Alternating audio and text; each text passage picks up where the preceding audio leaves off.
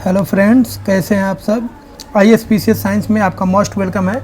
तो दोस्तों, यहाँ पे हम लोग स्टार्ट करने जा रहे हैं, एक सीरीज स्टार्ट करने जा रहे हैं जिसमें हम लोग BPSC का जो प्रीवियस ईयर का क्वेश्चन है 38 से लेकर 66 तक जो भी क्वेश्चन पूछे गए हैं उसको 3 पार्ट में हम लोग करेंगे। केमिस्ट्री का एक अलग पार्ट रहेगा, फिजिक्स का, फिर बायोलॉजी का हम लोग करेंगे। तो इस लेक्चर में हम लोग 38 से लेकर 66 तक BPSC में जो भी केमिस्ट्री से रिलेटेड क्वेश्चन पूछे गए हैं सारे क्वेश्चन को हम लोग करने जा रहे हैं।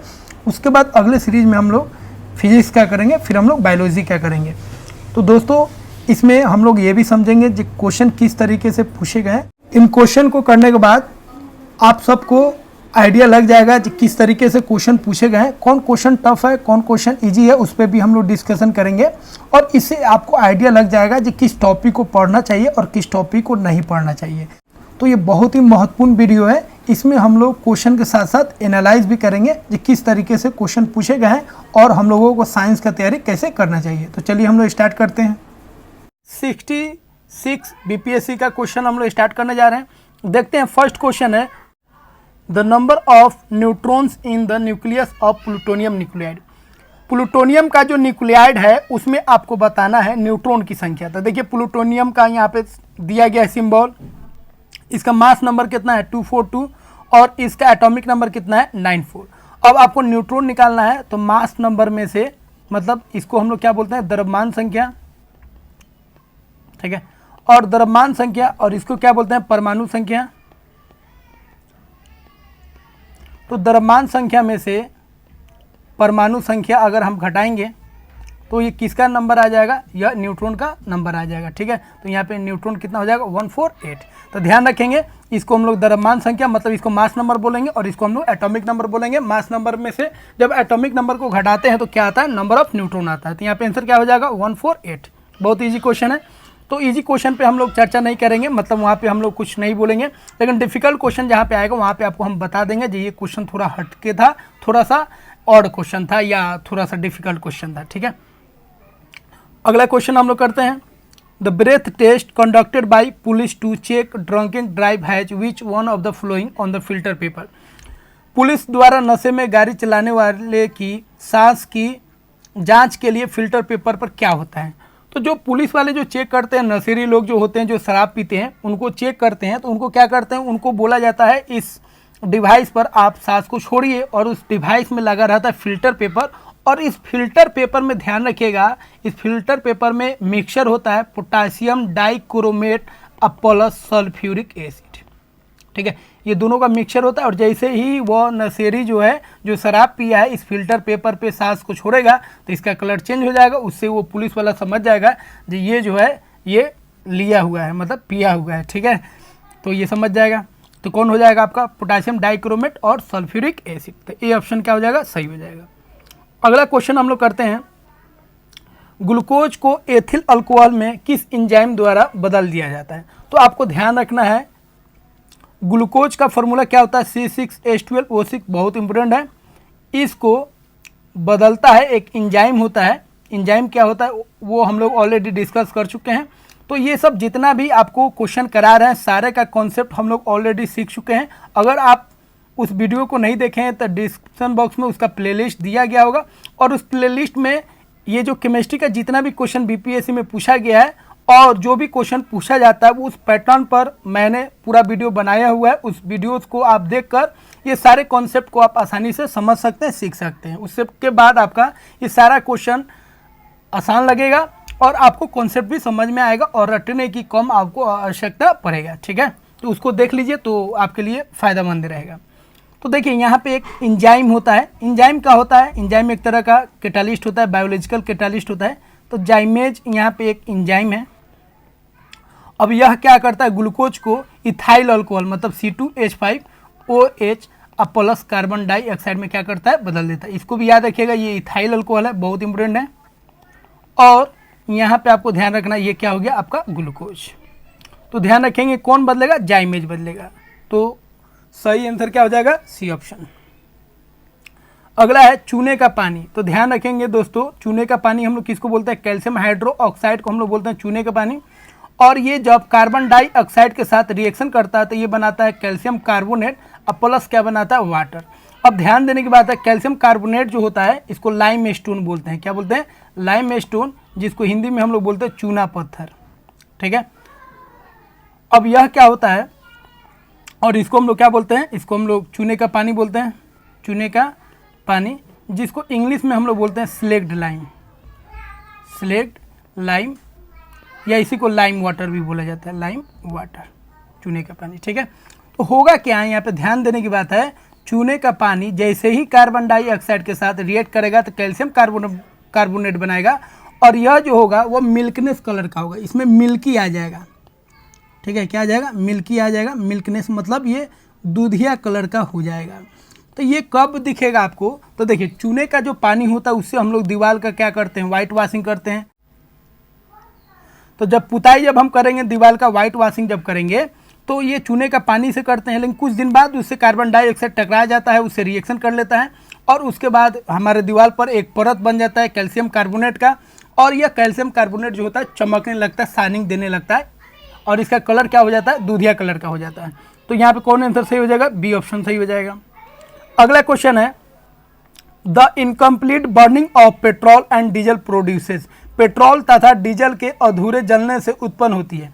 तो देखिए दोस्तों, ध्यान रखना है, किसी भी चीज़ का अगर आप कंबसन कराते हैं, बर्निंग करते हैं, जलाते हैं, तो बर्निंग करने से कौन सा गैस रिलीज होता है? Carbon dioxide. तो कोई भी कार्बनिक यौगिक ऑर्गेनिक कंपाउंड्स को आप जलाएंगे तो उससे कौन गैस निकलेगा? कार्बन डाइऑक्साइड गैस निकलेगा। लेकिन जब बर्निंग हम कराएंगे तो बर्निंग कराने में आप क्या दे रहे हैं? ऑक्सीजन दे रहे हैं।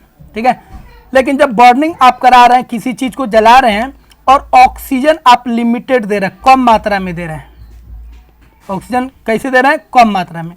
तो जब आप ऑक्सीजन किसी चीज़ को जला रहे हैं उसमें कम मात्रा में दीजिएगा या बहुत कम दीजिएगा, 9 के बराबर दीजिएगा, तो वहाँ पे कार्बन डाइऑक्साइड गैस न निकल के क्या निकलेगा? कार्बन मोनोऑक्साइड निकलेगा। ठीक है, कार्बन मोनोऑक्साइड। तो ध्यान रखेंगे, जब हम किसी चीज़ को अधूरा जलाएंगे, अधूरा जलाने का मतलब हो गया ऑक्सीजन का मात्रा कम देंगे, तो वहाँ पे क्या निकलेगा? कार्बन मोनोऑक्साइड निकलेगा।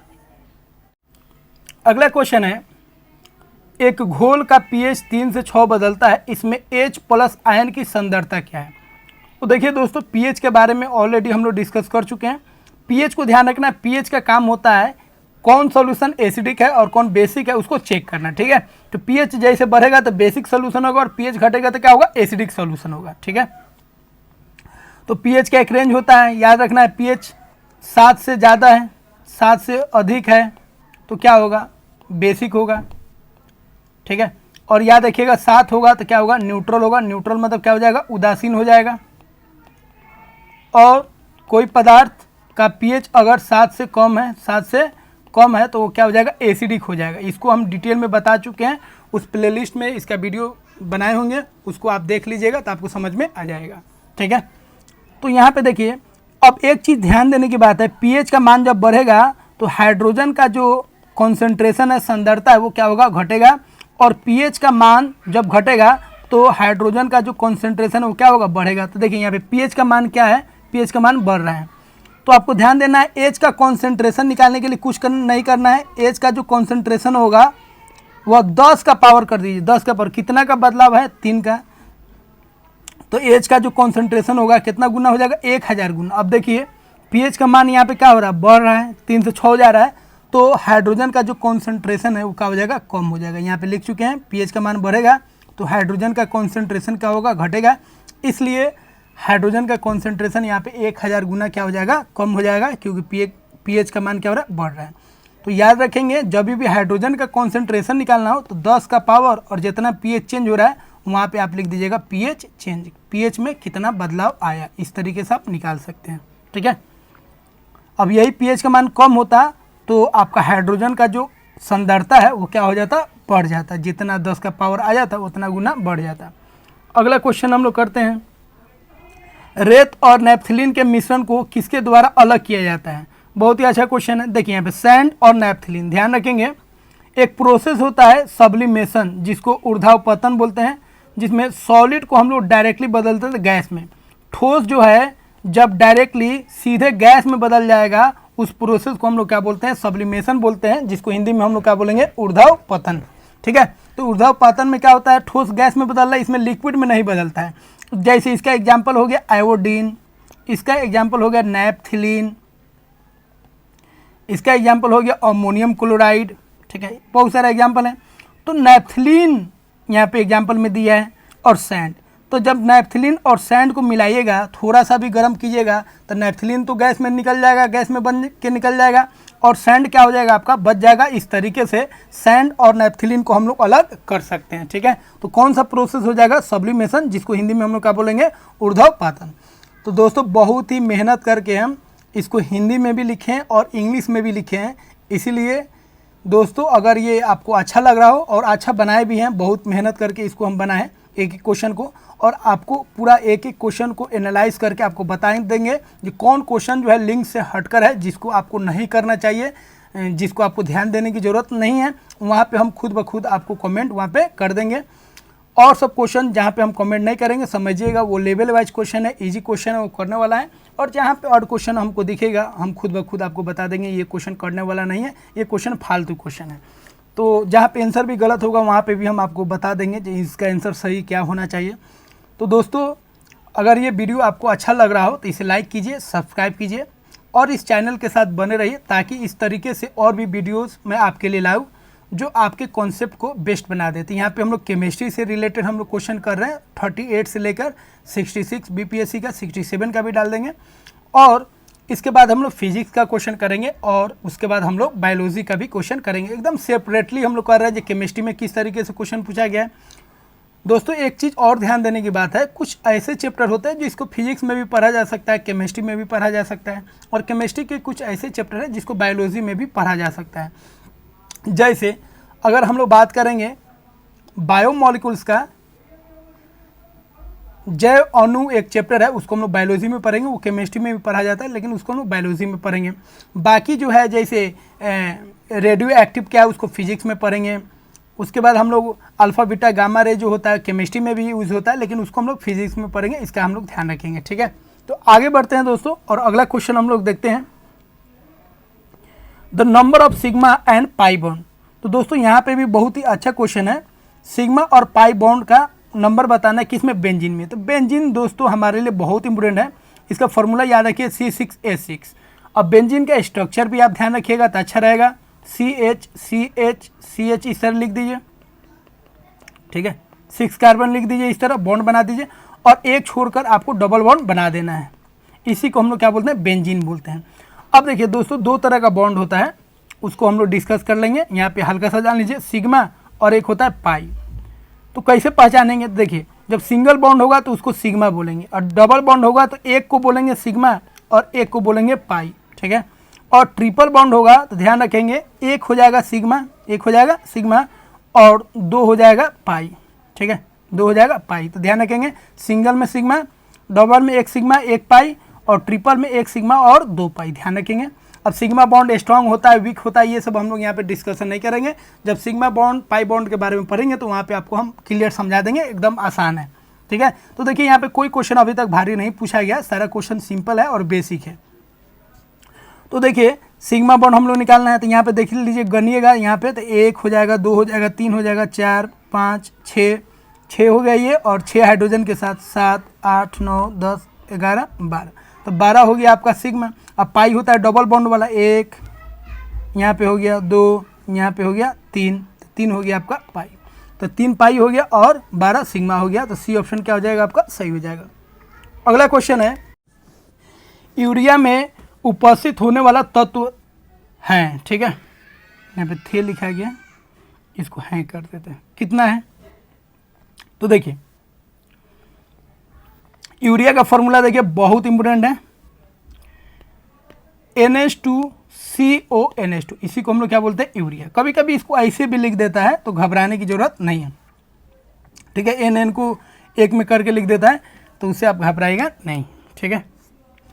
तो देखिए ऐसे भी लिख देगा, CO, N कितना हो गया, 2 हो गया, और H कितना हो गया, 4, ऐसे भी करके लिख देगा तो फॉर्मूला वही हो जाएगा। अब देखिए इसमें कौन कौन है, देखिए एक कार्बन है, एक क्या है, ऑक्सीजन है, एक नाइट्रोजन है, और एक क्या है, हाइड्रोजन। तो यूरिया में कौन सा तत्व, कौन सा एलिमेंट प्रेजेंट होता है, तो यही होगा CONH, तो ये हो गया डी ऑप्शन। अगला क्वेश्चन है, the poorest conductor of heat among the following as. अब देखिए ये क्वेश्चन थोड़ा सा अलग है, इसमें थोड़ा सावधानी बरतना है। यहाँ पे आपको याद रखना पड़ेगा मरकरी के बारे में, जिसको हिंदी में हम लोग क्या बोलते हैं, पारा बोलते हैं। ठीक है, अब इसका खास बात क्या है, यह तो मेटल है, क्या है, मेटल। और मेटल जो होता है अधिकतर आपको क्या मिलेगा, गुड कंडक्टर। तो ये तो गुड कंडक्टर होता है। विद्युत का क्या होता है, सुचालक होता है। ठीक है, विद्युत का क्या होगा, सुचालक होगा, जिसको इंग्लिश में हम लोग क्या बोलेंगे, good conductor, good conductor of electricity. ठीक है, ऑफ इलेक्ट्रिसिटी, क्लियर है। लेकिन अगर बात करेंगे किसका बात करेंगे, उष्मा का बात करेंगे, हीट का बात करेंगे, तो हीट का यह क्या होता है, कुचालक होता है। क्या होता है, कुचालक। तो याद रखिएगा मरकरी जो है वह इलेक्ट्रिसिटी का क्या होगा, गुड कंडक्टर होगा, लेकिन हीट का क्या होगा, बैड कंडक्टर होगा। उष्मा का कुचालक हो जाएगा और विद्युत का क्या हो जाएगा, सुचालक हो जाएगा। तो यहाँ पे कौन ऑप्शन सही हो जाएगा, सी ऑप्शन आपका सही हो जाएगा। अब हम लोग 65 बीपीएससी के जो भी केमिस्ट्री में क्वेश्चन पूछे गए उन सारे प्रश्नों को हम लोग करने जा रहे हैं। तो देखिए क्वेश्चन कह रहा है the number of electrons and neutrons. ठीक है, एक तत्व है जिसका इलेक्ट्रॉन दिया है 18 और न्यूट्रॉन दिया है 20। इलेक्ट्रॉन के बराबर क्या होता है, प्रोटॉन होता है। तो यहाँ पे देखिए इसका निकालना है मास नंबर। मास नंबर मतलब क्या होता है, द्रव्यमान संख्या। ठीक है, द्रव्यमान संख्या निकालना है। और द्रव्यमान संख्या को हम लोग किससे डिनोट करते हैं, तो मालूम ही होगा, ए से डिनोट करते हैं। द्रव्यमान संख्या कुछ नहीं होता है, प्रोटॉन और न्यूट्रॉन को जोड़ दीजिए, उसी को हम लोग क्या बोलेंगे, द्रव्यमान संख्या। द्रव्यमान संख्या क्या होता है सारा हम लोग डिस्कस कर चुके हैं, उस वीडियोज में आप जाके देख सकते हैं, जो डिस्क्रिप्शन बॉक्स में उसका लिंक हम दिए हैं। अब दोस्तों यहाँ पे प्रोटॉन कितना है, तो 18 और न्यूट्रॉन कितना है 20, तो कितना हो जाएगा 38। तो यहाँ पे मास नंबर कितना हो जाएगा 38, मतलब द्रव्यमान संख्या यहाँ पे उस तत्व का कितना हो गया 38। यहाँ पे देखिए which of the following is also known as laughing gas. Laughing gas किसको कहते हैं, ठीक है, तो निम्न में जो दिया है उसको लाफिंग गैस कौन है बताना है। तो देखिए लाफिंग गैस जो है इसको याद रखना है, बहुत फेवरेट क्वेश्चन है, बीपीएससी बार बार इससे क्वेश्चन पूछता है। लाफिंग गैस का फॉर्मूला होता है N2O और इसको हम लोग क्या बोलते हैं, नाइट्रस ऑक्साइड। क्या बोलते हैं, नाइट्रस ऑक्साइड। इसके बारे में एक चीज़ और ध्यान रखना है, यह जो होता है एनेस्थेसिया, एनेस्थेसिया क्या होता है वो आपको बता रहे हैं। एनेस्थेसिया क्या होता है, जो सर्जिकल डिपार्टमेंट में, जो हॉस्पिटल में जो ऑपरेशन होता है उसमें एक विभाग होता है जिसका काम होता है मरीज को बेहोश करना, उसको बोलते हैं एनेस्थेसिया। ठीक है, तो एनेस्थेसिया लोग क्या करते हैं, इस लाफिंग गैस का इस्तेमाल करते हैं पेशेंट को, मतलब मरीज को क्या करने में, बेहोश करने में। ठीक है, तो इस गैस का यूज किया जाता है एनेस्थेसिया में, ध्यान रखेंगे। तो कौन सा हो जाएगा, नाइट्रस ऑक्साइड हो जाएगा। ठीक है, इस पे ये एनेस्थेसिया वाला पे अगला पार्ट में आपको मिल जाएगा, इस पे बेस्ट क्वेश्चन है। अगला है which of the following is not a type of element. Element का कौन सा टाइप नहीं है।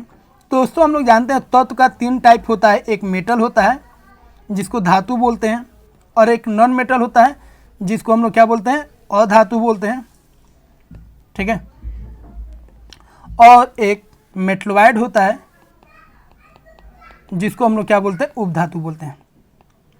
दोस्तों हो सकता है जो मेरा राइटिंग आपको क्लियर ना दिखे, लेकिन जो बोल रहे हैं उससे आप समझ लीजिएगा, क्योंकि इस राइटिंग को सुधारने के लिए दोस्तों मैंने बहुत कोशिश किया, बहुत पैसा खर्च किया। नैवनीत का उस समय नैवनीत एक कॉपी आता था जो ब्रांड होता था, और एडजेल का पेन, बहुत सारा पेन, एक से एक महंगा पेन और एक से एक महंगा कॉपी ट्राई किया, सारा कोशिश किया दोस्तों, लेकिन मैं अपने राइटिंग को नहीं बदल पाया। लाख कोशिश के बावजूद भी मैं अपने राइटिंग को नहीं बदल पाया, उसका दुख आज भी हमें है दोस्तों। लेकिन कोई बदलाव कर नहीं सकते, लेकिन थोड़ा बहुत कॉपी पे लिखते हैं तो ठीक ठाक हो जाता है, लेकिन यहाँ पे टैब पे लिख रहे हैं तो यहाँ पे थोड़ा स्लिपरी सरफेस है, इसके वजह से जो राइटिंग थोड़ा बहुत अच्छा भी था, अच्छा तो नहीं कहेंगे, वो भी यहाँ पे बिगड़ चुका है, तो उसके लिए मैं माफ़ी चाहूँगा। और मैं पूरा कोशिश करूँगा जब मैं अपना 100% राइटिंग का बेस्ट दे सकूँ, लेकिन लग रहा है मुझे इससे मैं अधिक बेस्ट नहीं दे पाऊँगा। उसके लिए आप बुरा नहीं मानिएगा, उसको थोड़ा सा आप लेके चलिएगा, जो बोल रहे हैं उससे आप समझ लीजिएगा। ठीक है, ऐसे मैं पूरा कोशिश करूँगा जो फ्रेश लिखूँ। तो यहाँ पे दोस्तों देखिए, यहाँ पे क्या हो जाएगा, यहाँ पे मेटल तो होगा ही। ठीक है, तो कौन सा नहीं है, तो सी ऑप्शन नहीं है। ठीक है, तो दोस्तों यहाँ पे आपको बहुत सारा चीज़ समझ में आएगा, आपको पूरा फैक्ट पता चलेगा कि केमिस्ट्री में आखिर क्वेश्चन किस तरीके से पूछे जा रहे हैं। जिससे आप बीपीएससी का जो भी पीटी है उसके लिए आप साइंस का बेहतरीन तरीके से तैयारी भी कर सकते हैं। ठीक है, तो क्वेश्चन को समझना हमारे लिए बहुत ही इंपॉर्टेंट है, क्योंकि क्वेश्चन के सहारे ही किसी एग्जाम के पैटर्न को आप पहचान सकते हैं। आपको किस तरीके से मेहनत करना है, किस क्वेश्चन को करना है, कौन सा कॉन्सेप्ट पढ़ना है, सारा पता चलेगा जो प्रीवियस ईयर में क्वेश्चन पूछे गए हैं। तो सबसे इम्पोर्टेंट होता है किसी भी एग्जाम को क्रैक करने के लिए, वो होता है उसका सिलेबस को पढ़ना, और दूसरा होता है उसके प्रीवियस ईयर के क्वेश्चन को करना। ये दो को आप करते हैं तो आपका काम 50% 60% मान के चलिए आसान हो जाएगा। लेकिन इस दोनों को न करके आप 24 घंटा में आप 16 घंटा 18 घंटा 10 घंटा भी पढ़ेंगे तो वो उसका ज़्यादा एफिशिएंसी नहीं मिलेगा। इसीलिए सबसे ज़रूरी है क्वेश्चन को करना जो प्रीवियस ईयर के, और सिलेबस को समझना, ताकि उसके पैटर्न को हम पहचान सकें और उसी पे बेस्ड हम लोग कॉन्सेप्ट को और क्वेश्चन को अप्लाई कर सकें। तो अगला क्वेश्चन हम लोग देखते हैं। देखिए पीएच के बारे में बात किए थे, फिर क्वेश्चन आ गया पीएच। बहुत इंपॉर्टेंट टॉपिक है पीएच वाला, उसका हम लोग ऑलरेडी वीडियो बना चुके हैं, वहाँ पे आप देख सकते हैं। तो पीएच ऑफ वाटर, तो दोस्तों वाटर क्या होता है, वाटर बोलिए या प्योर वाटर बोलिए, प्योर वाटर का जो पीएच होता है दोस्तों वो क्या होता है 7 होता है। क्यों? क्योंकि प्योर वाटर क्या होता है, प्योर वाटर होता है आपका उदासीन। क्या होता है? उदासीन, जिसको हम लोग क्या बोलेंगे, न्यूट्रल बोलेंगे। क्या बोलेंगे? न्यूट्रल। तो ये न्यूट्रल होता है, और कोई भी पदार्थ जब न्यूट्रल होगा, ठीक है, तो उसका पीएच कितना होगा, 7 होगा, तो 7 इसका सही आंसर हो जाएगा। अगला क्वेश्चन है ऑक्सीजन इज एब्सेंट। ऑक्सीजन किसमें एब्सेंट होता है? ध्यान दीजिए, बहुत सारा ऑप्शन है, किरोसिन है, ग्लास है, साइल है, सीमेंट है। तो ध्यान दीजिए, किरोसिन जैसे आएगा तो किरोसिन में आपको ध्यान रखना है इसमें ऑक्सीजन नहीं होता है, ऑक्सीजन इसमें अनुपस्थित होता है। कैसे? तो ग्लास में तो होगा ही, साइल में भी होगा, सीमेंट में भी होगा। किरोसिन में क्यों नहीं होता है? आपको याद होगा लिथियम, सोडियम और पोटासियम जो होता है बहुत ही रिएक्टिव मेटल होता है, और यह ऑक्सीजन के साथ रिएक्शन कर सकता है, हाइड्रोजन के साथ कर सकता है, पानी के साथ कर सकता है। बहुत ही रिएक्टिव मेटल होता है, बहुत ही अभिक्रियाशील होता है, और इसको बचाने के लिए, इसका रिएक्शन ना हो, ठीक है, ये एक्सप्लोसिव ना हो, इसको बचाने के लिए हम लोग क्या करते हैं दोस्तों, किरोसिन ऑयल में हम लोग इसको रख देते हैं, ताकि इसका ऑक्सीजन से कॉन्टेक्ट जो है, संपर्क जो है ख़त्म हो जाए और इसका रिएक्शन ना हो। ठीक है, तो किरोसिन ऑयल में दोस्तों क्या होता है, इसमें ऑक्सीजन नहीं होता है। तो ये ऑप्शन सही हो जाएगा। अगला क्वेश्चन है नेचुरल रबर किसको बोलते हैं? तो पॉलीमर का भी हम लेक्चर अभी नहीं बनाए, लेकिन बनाने वाले हैं, वहाँ पे आपको बता देंगे। तो नेचुरल रबर क्या होता है? तो नेचुरल रबर को आपको याद रखना है, इसका जो पॉलीमर होता है वो आइसोप्रीन होता है। तो आइसोप्रीन जो होता है वो मोनोमर होता है, एकलक होता है।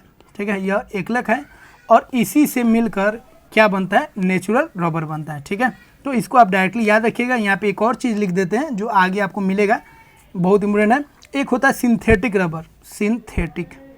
तो सिंथेटिक रबर में मतलब ये हो गया आपका संश्लेषित, मानव निर्मित। क्या हो गया?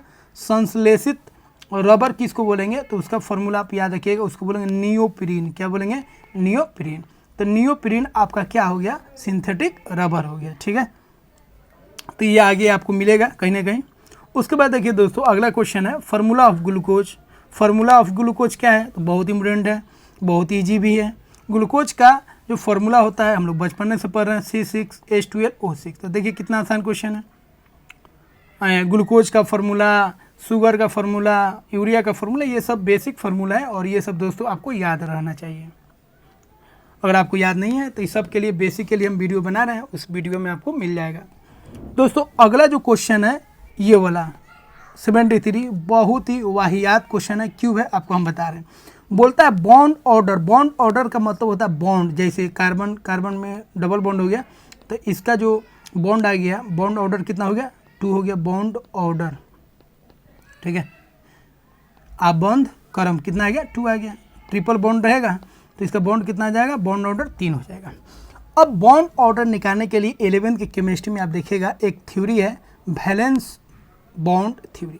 उसमें हम लोग, ठीक है, बहुत सारे स्पेशल बॉन्ड को निकालते हैं जो फ्रैक्शन में भी आता है, फ्रैक्शन में भी आता है। ठीक है, और उसको निकालने के लिए बहुत इंपॉर्टेंट थ्योरी को हम लोग पढ़ते हैं, तब जाके वो निकलता है, उसका एक मेथड होता है। ठीक है, तो बहुत ही लेंदी है। अब यहाँ पे CO का पूछ दिया है तो आपको याद रखना पड़ेगा, लेकिन इतना ज़्यादा CO है, NO है, C2 है, बहुत सारा F2 है, सर बहुत सारा मिल जाएगा, जिसको आपको मतलब बनाना पड़ेगा या याद करना पड़ेगा। डायरेक्टली आप नहीं बता सकते अगर याद नहीं है। तो यहाँ पे देखिए कितना वाहियात क्वेश्चन है। अब इसका होता है, यहाँ पे दिया है थ्योरी, ठीक है, अब इसको निकालने के लिए आपको लंबा समय लग जाएगा। तो ये बहुत ही फालतू क्वेश्चन है, फिर भी आपको याद रखिएगा। का जो है कितना हो जाएगा, डी ऑप्शन हो जाएगा 3 हो जाएगा। इसको डायरेक्टली याद रखिए, ठीक है। अगला क्वेश्चन है which is regarded as the father of modern chemistry, ठीक है। आधुनिक रसायन शास्त्र का जनक किसे कहा जाता है, फादर किसे कहा जाता है, तो सबको मालूम है किसको हम लोग बोलते हैं, लेवॉइजर को, ठीक है। अगला क्वेश्चन हम लोग देखते हैं the main components of green house gas. तो दोस्तों ध्यान रखेंगे ग्रीन हाउस गैस में मेन चीज़ आपको ध्यान रखना, बहुत सारा इसमें गैस होता है। कार्बन डाइऑक्साइड होता है, ठीक है, कार्बन डाइऑक्साइड गैस होता है, नाइट्रस ऑक्साइड होता है, ओजोन होता है, ओजोन का फॉर्मूला O3 होता है, उसके बाद क्लोरोफ्लोरोकार्बन होता है, कार्बन होता है, ठीक है, बहुत सारा गैस इसमें होता है, मीथेन होता है। इसीलिए यहाँ पे देखिए सब ऑप्शन क्या हो जाएगा आपका सही हो जाएगा, मतलब ई ऑप्शन आपका सही हो जाएगा।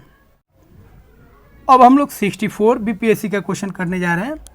फर्स्ट क्वेश्चन है which of the flowing has pH of 7, किसका पीएच 7 है, तो आपको बता चुके हैं पीएच 7 किसका होता है, न्यूट्रल का होता है। न्यूट्रल जो पदार्थ होता है विलियन होता है उसका क्या होता है 7 होता है।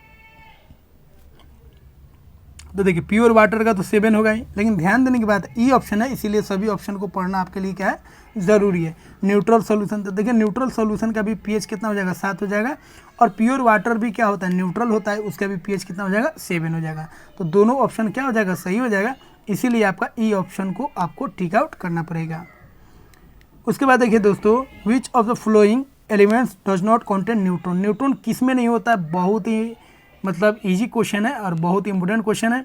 याद रखेंगे हाइड्रोजन, हाइड्रोजन का परमाणु संख्या 1 होता है, एटॉमिक नंबर 1 होता है, और इसका मास नंबर भी 1 होता है। और न्यूट्रॉन निकालेंगे तो मास नंबर में से एटॉमिक नंबर को घटाएंगे तो कितना आएगा 0 आएगा। अब इसको ध्यान देने की बात है, इसको प्रोटियम भी बोलते हैं, क्या बोलते हैं प्रोटियम, ठीक है, या इसी को हाइड्रोजन भी बोलते हैं। हाइड्रोजन का कुछ और आइसोटॉप्स होता है, जैसे एक को बोलते हैं हम लोग ड्यूटेरियम, क्या बोलते हैं ड्यूटेरियम, और इस ड्यूटेरियम का मास नंबर कितना होता है 2 होता है। तो इसका न्यूट्रॉन निकालेंगे तो 2 में से 1 गया 1 हो गया। तो ड्यूटेरियम में न्यूट्रॉन होता है। और ट्रिटियम का बात करेंगे तो इसको हम लोग क्या बोलते हैं ट्रिटियम बोलते हैं। ये हाइड्रोजन का क्या है समस्थानिक है, और इसमें न्यूट्रॉन कितना हो जाएगा 3 - 1 हो जाएगा। तो 3 - 1 कितना हो गया 2 हो गया। तो ध्यान देने की बात है हाइड्रोजन में क्या होगा न्यूट्रॉन नहीं होगा, लेकिन उसके आइसोटॉप्स में न्यूट्रॉन होते हैं। तो यहाँ पे कौन ऑप्शन सही हो जाएगा हाइड्रोजन, ठीक है। अगला क्वेश्चन है the main components of green house gas. तो देखिए ये ऊपर ऑलरेडी हम लोग क्वेश्चन किए थे, वो क्वेश्चन का फिर देखिए 64 में भी पूछा गया था। तो अभी आपको बताएं ग्रीन हाउस गैस का जो कंपोनेंट है, जो घटक है, वो कार्बन डाइऑक्साइड भी है, मीथेन भी है, और नाइट्रस ऑक्साइड भी है, और ओजोन भी है। तो ऑप्शन क्या हो जाएगा आपका ई ऑप्शन हो जाएगा ऑल ऑफ दीज, ठीक है। तो यहाँ पे ई ऑप्शन नहीं लिखें, लेकिन ई ऑप्शन आप समझ लीजिए ऑल ऑफ दीज हो जाएगा। तो अगला हम लोग करने जा रहे हैं 63 बीपीएससी के क्वेश्चन को। अब देखिए quartz crystal used in clocks, जो घड़ी में जो क्वार्टज हम लोग यूज करते हैं, ठीक है, क्वार्टज ध्यान रखेंगे क्वार्टज का 2 रूप होता है, एक ग्लास वाला और एक क्रिस्टल वाला, ठीक है। तो क्रिस्टल वाला होगा तो बोलेंगे क्रिस्टलाइन, क्रिस्टलाइन, जिसको हिंदी में बोलेंगे क्रिस्टलीय, क्रिस्टलीय, ठीक है, क्रिस्टलीय। और ग्लास होगा तो उसको क्या बोलेंगे अक्रिस्टलीय। ठोस 2 प्रकार का होता है, एक क्रिस्टलीय और एक अक्रिस्टलीय, ठीक है। तो जब ग्लास के रूप में होगा तो अक्रिस्टलीय बोलेंगे, और जब क्रिस्टल के फॉर्म में होगा सीधा क्वार्टज लिखा रहेगा तो उसको हम लोग क्या बोलेंगे क्रिस्टलीय ठोस। तो ये दोनों कॉन्सेप्ट इंपॉर्टेंट है, और इसका फार्मूला आपको ध्यान देना है, ये होता है SiO2, जिसको हम लोग बोलते हैं सिलिकॉन डाइऑक्साइड, क्या बोलेंगे सिलिकॉन डाइऑक्साइड, ठीक है। तो कौन ऑप्शन सही हो जाएगा बी ऑप्शन इसका सही हो जाएगा। अगला क्वेश्चन हम लोग देखते हैं ब्रोमीन इज ए। तो ब्रोमीन क्या है दोस्तों आपको ध्यान रखना है, ब्रोमीन का सिंबल Br होता है, और ये एकलौता नॉन मेटल होता है जो लिक्विड स्टेट में है। नॉन मेटल है मतलब अधातु है, और ये किस अवस्था में है लिक्विड स्टेट में है। किस में है लिक्विड स्टेट। तो नॉन मेटल मतलब अधातु हो गया। तो ये अधातु होते हुए किस अवस्था में है द्रव अवस्था में है। और इसका रंग क्या होता है, तो इसका रंग याद रखिएगा ये लाल होता है। तो ये क्या वो हो गया लाल द्रव। तो कौन ऑप्शन डी ऑप्शन क्या हो जाएगा आपका सही हो जाएगा। अगला क्वेश्चन हम लोग देखते हैं, गैसेस यूज्ड इन वेल्डिंग। तो ये आप डायरेक्टली याद रखिएगा, ठीक है। वेल्डिंग जो करते हैं उसमें जो गैस होता है वो कौन सा गैस होता है, वह होता है आपका ऑक्सीजन और एसिटिलीन। ऑक्सीजन और एसिटिलीन यूज करते हैं हम लोग किसमें, वेल्डिंग में। अगला है question, galvanised iron pipes have a coating of. Galvanised iron जो होता है, तो गैल्वेनाइज्ड आयरन क्या होता है उसको समझ लेते हैं। तो लोहा के सतह पर जब हम कोटिंग करते हैं, परत लगाते हैं किसका, जिंक का, तो इस प्रक्रिया को हम लोग क्या बोलते हैं, गैल्वेनाइजेशन। और इस लोहा को हम लोग क्या बोलेंगे, गैल्वेनाइज्ड लोहा बोलेंगे, ठीक है। अब जिंक क्या करेगा, आयरन को सेफ रखेगा और आयरन का क्रोजन होने से, क्षयकरण होने से बचाएगा, मतलब उसमें जंग लगने नहीं देगा, ठीक है, रस्ट नहीं लगेगा। तो galvanisation iron pipes have a coating of, किसका लेयर होता है, किसका परत होता है, तो जिंक का होता है, ये आप याद रखिएगा।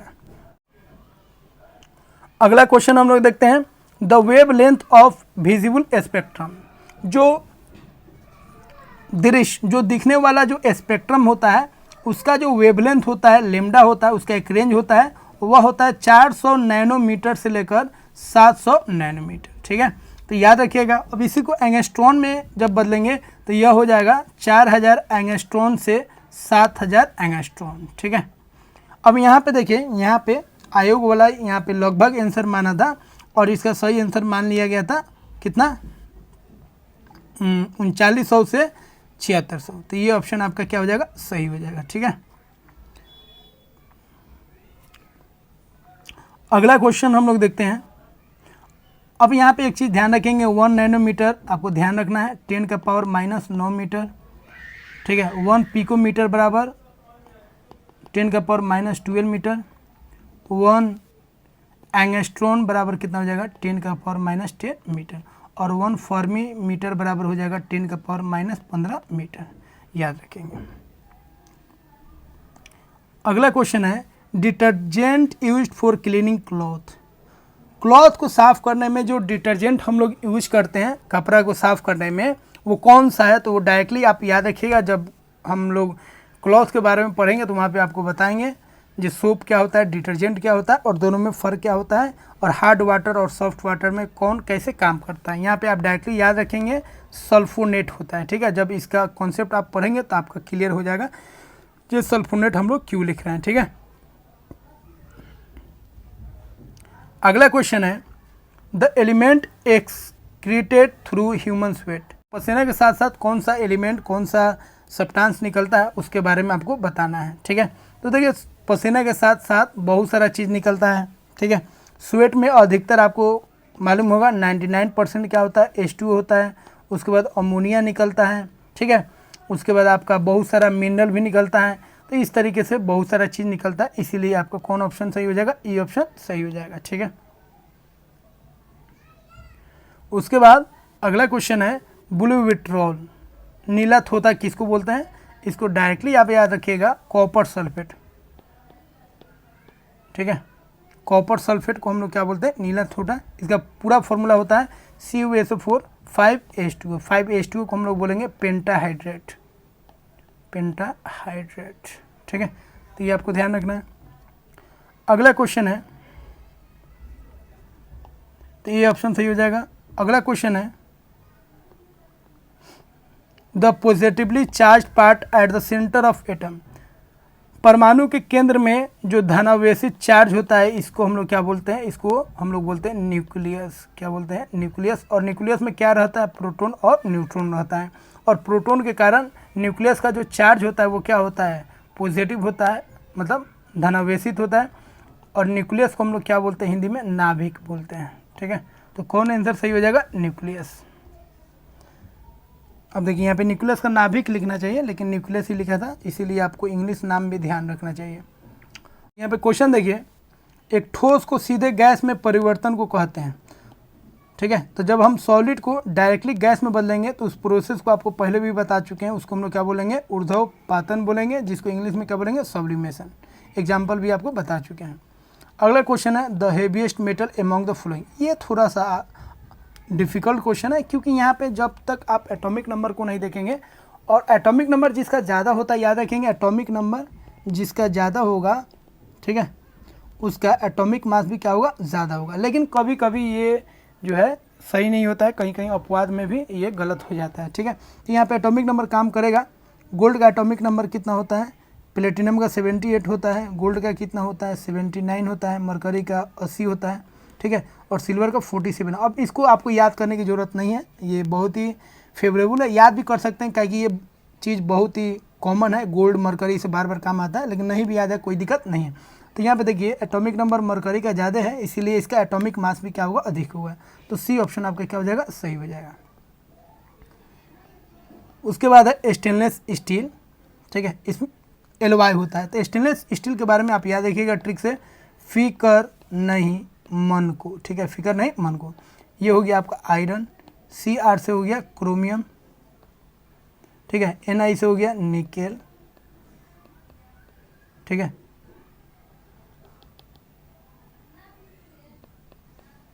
Mn से हो गया मैग्नीज, और C से हो गया कार्बन, ठीक है।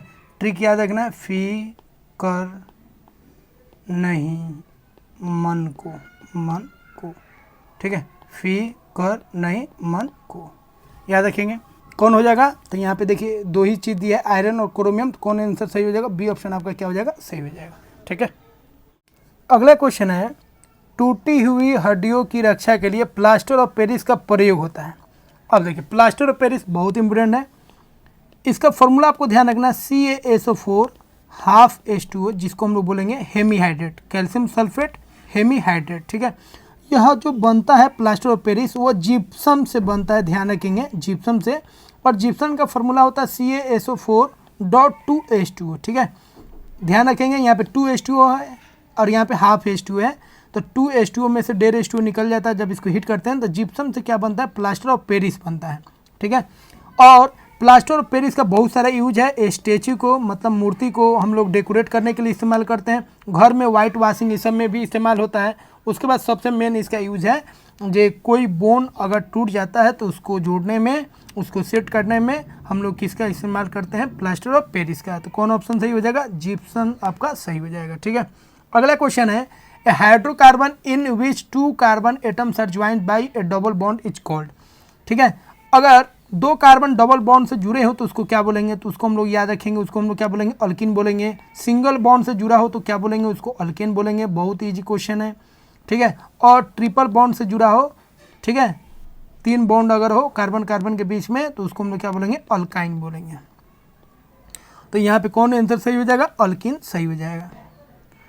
अगला है, the chemical name of vinegar, vinegar का केमिकल नेम बताना है। विनेगर आपको मालूम है सिरका इसको बोलते हैं, ठीक है। अब सिरका में जो एक एसिड होता है उसका नाम क्या है, एसिटिक एसिड, एसिटिक एसिड, और इसका फॉर्मूला आपको याद रखना है CH3COOH। तो ये हो जाएगा आपका एसिडिक एसिड, ठीक है, सी ऑप्शन हो जाएगा। अगला क्वेश्चन है, the acid used in car, car में जो एसिड यूज होता है वह सल्फ्यूरिक एसिड होता है, H2SO4, और इसको हम लोग बोलते हैं सेकेंडरी बैटरी। इस बैटरी को हम लोग क्या बोलते हैं, सेकेंडरी बैटरी। और सेकेंडरी बैटरी का मतलब हो गया, ठीक है, इसको हिंदी में हम लोग क्या बोलेंगे, द्वितीयक बैटरी। और यह जो होता है वो क्या होता है, ठीक है, रिचार्जेबल होता है। इसको एक बार इस्तेमाल करेंगे फिर चार्ज करेंगे, फिर इसको चार्ज करेंगे, बार बार इस्तेमाल करेंगे, तो ये बार बार हम लोग इस्तेमाल कर सकते हैं क्योंकि इसको हम लोग बार बार चार्ज कर सकते हैं, ठीक है। तो ये रिचार्जेबल होता है और इसका यूज हम लोग बार बार कर सकते हैं, इसका रीयूज भी कर सकते हैं, ठीक है। तो कौन ऑप्शन सही हो जाएगा आपका, सल्फ्यूरिक एसिड। अगला क्वेश्चन है, the gas which is comes out on opening A soda water बोतल, ठीक है। तो सोडा वाटर का बोतल हो, ठीक है, या कोल्ड ड्रिंक को, ध्यान रखेंगे, कोल्ड ड्रिंक को खोलिए या सोडा वाटर को आप खोलिएगा तो उसमें से गैस निकलेगा जिसको हम लोग बोलेंगे कार्बन डाइऑक्साइड गैस, ठीक है, इसको याद रखेंगे। सोडा वाटर क्या होता है, कुछ नहीं होता है, वाटर अब प्लस कार्बन डाइऑक्साइड को ही हम लोग क्या बोलते हैं, सोडा वाटर। तो कौन ऑप्शन सही हो जाएगा, ए ऑप्शन सही हो जाएगा। दोस्तों यह वीडियो अगर आपको अच्छा लगा हो तो इसे लाइक कीजिए, चैनल को सब्सक्राइब कर लीजिए और बेल आइकन को प्रेस कर दीजिए ताकि जब भी मैं आपके लिए नया वीडियोस को बनाऊं तो उसका नोटिफिकेशन आप तक जल्द से जल्द पहुंच सके। अब हम लोग 60 से 62 बीपीएससी में जो क्वेश्चन पूछे गए हैं उन क्वेश्चन को हम लोग करने जा रहे हैं। पहला क्वेश्चन है, Teflon is a polymer of which of the following monomer. कौन सा एकलक का टेफ्लॉन जो है पॉलीमर है। तो देखिए पॉलीमर जो बनता है वह मोनोमर से बनता है जिसको हम लोग एकलक बोलते हैं। तो यहाँ पे जो पॉलीमर है वो टेफ्लॉन है। तो टेफ्लॉन ध्यान रखेंगे, टेफ्लॉन जो बनता है वह किस मोनोमर से, किस एकलक से बनता है, तो वह बनता है टेट्रा फ्लोरोइथेन। ये याद ही रखना है आपको, टेट्रा फ्लोरोइथेन से क्या बनता है, टेफ्लॉन बनता है। तो टेफ्लॉन हो गया पॉलीमर बहुलक और टेट्राफ्लोरोइथेन हो गया एकलक। बहुलक क्या होता है, एकलक क्या होता है, इसका वीडियो मैंने बना दिया है, वहाँ पे आप जाके इसको समझ सकते हैं। ठीक है, तो टेफ्लॉन जो होगा किसका पॉलीमर हो जाएगा, याद रखेंगे टेट्राफ्लोरोइथेन का। ठीक है, तो ए ऑप्शन क्या हो जाएगा, सही हो जाएगा। अगला क्वेश्चन हम लोग करते हैं, Bakelite is form by the condensation of. Bakelite कैसे बनता है, तो इसको भी आपको याद रखना पड़ेगा, phenol plus formaldehyde. Phenol plus formaldehyde से मिलकर क्या बनता है, ये दोनों मिलकर मोनोमर बनाता है और इस मोनोमर से क्या बनता है, पॉलीमर बनता है। उस पॉलीमर का नाम क्या है, बेक लाइट। ठीक है, तो ये भी एक तरह का क्या हो गया, पॉलीमर हो गया। तो सही आंसर क्या हो जाएगा आपका, बी ऑप्शन सही हो जाएगा। अगला क्वेश्चन है, which of the following is antibiotic drug. Antibiotic कौन है इसमें, तो एंटीबायोटिक बहुत सारा है जिसको हम वीडियो में बताएं, उसको आपको याद रखना है। एंटीबायोटिक बहुत इंपॉर्टेंट है। अब यहाँ पे जो एंटीबायोटिक होगा, सल्फाग्वानिडिन तो होगा नहीं, उसके बाद आपका एस्पिरिन भी नहीं होगा, तो कौन हो जाएगा आपका, ये वाला क्लोरेमफेनिकोल जो होगा, यह आपका क्या हो जाएगा, एंटीबायोटिक हो जाएगा। इसको आप याद रखिएगा। एंटीबायोटिक और भी होता है जिसका हम एक नाम लिखे हुए हैं, एक लिस्ट बनाए हुए हैं, उसको आपको याद रखना पड़ेगा। अगला क्वेश्चन है, मिलान करना है। ठीक है, तो मिलान करने में आपको होशियारी करना है। यहाँ पे क्या होशियारी करना है, देखिए कुछ चीज़ को हम लोग जानते हैं जो कॉमन होता है, जैसे नियोप्रीन, आपको पहले भी बताए थे, नियोप्रीन होता है आपका सिंथेटिक रबर होता है। ठीक है, सिंथेटिक रबर हो गया। उसके बाद फ्रियोन के बारे में जानते हैं। फ्रियोन जो होता है वो फ्रीज में यूज होता है और इसी से क्या निकलता है, क्लोरोफ्लोरोकार्बन निकलता है। ठीक है, तो फ्रियोन का क्या हो जाएगा, रेफ्रिजरेंट हो जाएगा। उसके बाद आपको एस्पार्टम याद रखना है, बहुत इंपॉर्टेंट है। एस्पार्टम जो होता है वो क्या होता है, कृत्रिम मधुरक होता है और इसका काम क्या होता है, ये आपको शुगर ऐड नहीं करेगा। मतलब इसको जब लीजिएगा तो शुगर के अमाउंट पर, बॉडी में जो शुगर है उसकी मात्रा पर कोई फ़र्क नहीं पड़ेगा। तो जिन लोगों को डायबिटीज़ हो जाता है वो लोग इस शुगर का इस्तेमाल करते हैं, एस्पार्टम का इस्तेमाल करते हैं। तो एस्पार्टम का मिलान कहाँ हो जाएगा, यहाँ पे सिंथेटिक स्वीटनर हो जाएगा। और एक जो बचा उसको मिला दीजिए तो बेनाड्रिल क्या हो जाएगा आपका, एंटी हिस्टामिन्स हो जाएगा। ठीक है, तो एंटी हिस्टामिन्स क्या होता है, एलर्जी का ये दवा होता है। ठीक है, तो यहाँ पे इस तरह मिलान हो गया, तो सही आंसर क्या हो जाएगा, सी ऑप्शन आपका क्या हो जाएगा, सही हो जाएगा। उसके बाद अगला क्वेश्चन है, LPG used as domestic fuel chiefly contents. ठीक है, घरेलू ईंधन के रूप में प्रयुक्त एलपीजी में मुख्यतः होती है। तो देखिए एलपीजी में जो गैस यूज होता है, याद रखिएगा बीपी। ठीक है, बी से हो गया आपका ब्यूटेन और पी से हो गया प्रोपेन। तो एलपीजी जो हम लोग घर में यूज करते हैं, ठीक है, उसमें दो गैस का मिश्रण होता है, एक ब्यूटेन होता है और एक प्रोपेन होता है। लेकिन ब्यूटेन का जो मात्रा होता है अधिक होता है, इसीलिए यहाँ पे क्वेश्चन क्या पूछ रहा है, मुख्यतः मेनली कौन है, तो मेनली कौन हो जाएगा आपका, ब्यूटेन हो जाएगा। अगर यहाँ पे मुख्यतः नहीं लिखता, सीधा बोलता प्रयुक्त एलपीजी में कौन सा गैस है, तो दोनों आंसर आपका सही हो जाएगा, प्रोपेन भी सही हो जाएगा और ब्यूटेन भी सही हो जाएगा। मतलब ई ऑप्शन सही हो सकता था, लेकिन यहाँ पे क्लियर कह दिया मुख्यतः, मेनली आपको बताना है ज़्यादा अमाउंट में कौन है, तो ब्यूटेन हो जाएगा। अगला क्वेश्चन है, सोप रिमूव्स ग्रीस बाई। तो इसको याद रखिएगा, सोप जो है गंदगी को, ऐसे गंदगी जो आयली हो, तेलीय हो या ग्रीसीय हो, ठीक है, उस गंदगी को सोप जो है किस मेथड से साफ करता है, किस मेथड से क्लीन करता है, तो वो मेथड है आपका पाइसीकरण, जिसको हम लोग क्या बोलेंगे, इमल्सिफिकेशन। ठीक है, अगला है question, the gas used in the manufacture of वनस्पति घी फ्रॉम वनस्पति ऑयल। तो ध्यान देने की बात है, वनस्पति ऑयल से वनस्पति घी जो बनता है, वनस्पति घी जो बनता है उसमें कौन रोल अदा करता है? हाइड्रोजन। हाइड्रोजन जो है वनस्पति ऑयल को किस में बदलता है? वनस्पति घी में बदलता है। और यहाँ पे एक कैटालिस्ट का यूज करते हैं, उत्प्रेरक का हम लोग इस्तेमाल करते हैं जिसका नाम है निकेल, ध्यान रखेंगे। ठीक है, तो यह क्या हो गया? एक कैटालिस्ट हो गया। वनस्पति ऑयल को किस में बदलता है? वनस्पति घी में बदलता है। ठीक है, तो अगर गैस बोलेगा तो कौन गैस हो जाएगा? हाइड्रोजन। और कैटालिस्ट का नाम बोलेगा तो कौन हो जाएगा? निकेल। तो ए ऑप्शन आपका क्या हो जाएगा? सही हो जाएगा। अगला क्वेश्चन है, मिलान करना है यहाँ पे। ठीक है, तो देखिए मिलान करना है तो ध्यान रखना है, स्किन कैंसर जो होता है वो किसके कारण होता है? अल्ट्रा वायलेट रे। ठीक है, नॉइज पोल्यूशन जो होता है, ठीक है, नॉइज पोल्यूशन को किस में मापते हैं हम लोग? डेसीबल में। क्या कि नॉइज पोल्यूशन क्या होगा? साउंड हो गया, साउंड को किस में मापते हैं हम लोग? डेसीबल में। ग्लोबल वार्मिंग का फैक्टर कौन है? Carbon dioxide. और ओजोन लेयर जो है, ओजोन लेयर वो किसके द्वारा जो है उसमें होल हो रहा है, छिद्र हो रहा है? तो वो गैस है आपका क्लोरोफ्लोरोकार्बन। ठीक है, जो हम लोग अभी पढ़े थे, रेफ्रिजरेंट से, फ्रिज से ये निकलता है। तो यहाँ पे सही आंसर क्या हो जाएगा? बी ऑप्शन सही हो जाएगा। ठीक है, अगला क्वेश्चन हम लोग करते हैं, विच of the following is present in maximum amount in acid rain. ठीक है, तो अम्ल वर्षा जो होता है वह किसके कारण होता है? दो एसिड के कारण होता है। ठीक है, एक एसिड होता है नाइट्रिक एसिड और एक एसिड होता है सल्फ्यूरिक एसिड। दोनों एसिड जो है, ठीक है, एसिड रेन में उपस्थित रहता है, प्रेजेंट रहता है, लेकिन H2SO4 जो है ये अधिक मात्रा में रहता है, इसका आप खास ख्याल रखेंगे। ठीक है, तो यहाँ पे एसिड रेन में कौन सा एसिड पाया जाता है? तो दोनों पाया जाता है, लेकिन अधिक मात्रा में कौन है? तो अधिक मात्रा में हो जाएगा ये वाला H2SO4 सल्फ्यूरिक एसिड। तो सी ऑप्शन सही हो जाएगा।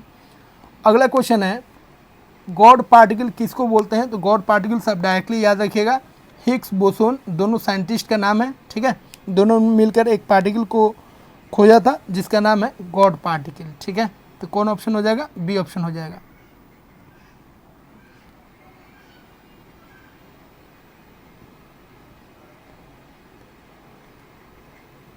अगला है, which of the flowing radio isotope is used in treatment of blood cancer. Blood cancer में कौन सा आइसोटॉप का मतलब समस्थानिक का इस्तेमाल हम लोग करते हैं? ठीक है, ब्लड कैंसर को ल्यूकेमिया भी बोलते हैं। तो इसमें जो इस्तेमाल होता है, ध्यान रखेंगे, कोबाल्ट 60 का हम लोग इस्तेमाल करते हैं किस में? ब्लड कैंसर में। वही फॉस्फोरस का हम लोग इस्तेमाल करते हैं कैंसर में। ठीक है, और सोडियम का हम लोग इस्तेमाल करते हैं बीमारी को पता करने में। ठीक है, बीमारी को पता करने में। उसके बाद आयोडीन 131 का हम लोग इस्तेमाल करते हैं थायराइड में। ठीक है, थायराइड, क्योंकि हम लोग जानते ही हैं आयोडीन जो है नमक में मिला रहता है जिससे थायराइड बीमारी ना हो। तो कौन आंसर हो जाएगा? डी ऑप्शन आपका क्या हो जाएगा? सही हो जाएगा। अगला क्वेश्चन है, आयोडाइज्ड सॉल्ट में क्या रहता है? आयोडाइज्ड सॉल्ट में क्या रहता है, किससे बनता है? तो देखिए, जो साधारण जो नमक है NaCl को ध्यान रखिएगा, इसको हम लोग क्या बोलेंगे? कॉमन सॉल्ट, मतलब साधारण नमक। ठीक है, या इसी को हम लोग बोलते हैं टेबल सॉल्ट। क्या बोलते हैं? टेबल सॉल्ट, टेबल लवण भी बोलते हैं। ठीक है, नमक बोलिए या लवण बोलिए, सेम चीज़ है। तो NaCl में जब हम पोटासियम आयोडाइड को मिक्स करते हैं तो इसी को हम लोग बोलते हैं आयोडाइज्ड सॉल्ट। क्या बोलेंगे इसको? Iodised salt. तो कॉमन सॉल्ट में जब हम पोटासियम आयोडाइड को मिला देंगे तो उसको हम लोग क्या बोलेंगे? Iodised salt. तो सही आंसर क्या हो जाएगा? डी ऑप्शन सही हो जाएगा। अब हम लोग 56 से लेकर 59 BPSC में जो क्वेश्चन पूछे गए उन सारे क्वेश्चन को करने वाले हैं। कॉस्मिक रेज के बारे में ध्यान रखेंगे। कॉस्मिक रेज में पार्टिकल्स होता है। ठीक है, क्या होता है? पार्टिकल्स होता है, और ये जो होता है चार्ज्ड होता है। ध्यान रखें, क्या होता है? चार्ज्ड होता है। ठीक है, तो कौन ऑप्शन सही हो जाएगा आपका? ए ऑप्शन सही हो जाएगा, are charge particles. Which is most reactive metal, सबसे अधिक रिएक्टिव कौन है? तो सोडियम है, याद रखेंगे। Who was the fissionable material used in bombs dropped at Nagasaki Japan in the years 1945। तो 1945 में जापान में एक जगह है नागासाकी, वहाँ पे जो एटम बम गिरा था, एटम बम में कौन सा एलिमेंट पाया जाता है, ठीक है, इसको आपको बताना है। तो ध्यान रखना है, एटम बम में जो एलिमेंट पाया जाता है उसका नाम है प्लूटोनियम, ठीक है, प्लूटोनियम। प्लूटोनियम किस में पाया जाता है? एटम बम में, ध्यान रखिएगा। तो एटम बम इसी से बनता है, किससे? प्लूटोनियम से, ठीक है। अगला क्वेश्चन हम लोग करते हैं, विच of the following elements is found in all organic compounds. जितने भी कार्बनिक यौगिक है उसमें कौन सा तत्व पाया जाता है? तो सभी जानते हैं उसमें कौन सा तत्व पाया जाता है? कार्बन। तो सभी कार्बनिक यौगिक में क्या पाया जाता है? कार्बन पाया जाता है। तो ये ऑप्शन क्या हो जाएगा? सही हो जाएगा। अगला क्वेश्चन हम लोग करते हैं, विच of the following gases is used in cigarette lighters. Cigarette जलाने के लिए जो लाइटर हम लोग इस्तेमाल करते हैं उसमें कौन सा गैस यूज होता है? द ब्यूटेन, ठीक है। तो ब्यूटेन गैस उसमें इस्तेमाल हम लोग करते हैं, और यही एलपीजी में भी था अधिक मात्रा में। अगला क्वेश्चन है, which of the following can cause cancer as well as cure it depending upon its intensity, ठीक है। तो निम्नलिखित में से कौन सा सब्सटेंस ऐसा है जो कैंसर का इलाज भी कर सकता है और कैंसर को भी उत्पन्न कर सकता है? यह डिपेंड करेगा उसका तीव्रता कितना है, उसका इंटेंसिटी कितना है, कितना अमाउंट आप ले रहे हैं, ठीक है। तो उसका सही अमाउंट लेंगे तो कैंसर का इलाज करेगा, और सही अमाउंट नहीं लेंगे तो वह कैंसर का कारक भी बनता है। तो वह आपका कौन सा है? ये आयोनाइज्ड रेडिएशन, इसको ध्यान रखेंगे, ठीक है। अब हम लोग 53 से 55 बीपीएससी वाले क्वेश्चन हम लोग करने जा रहे हैं। The visible range of A solar radiation.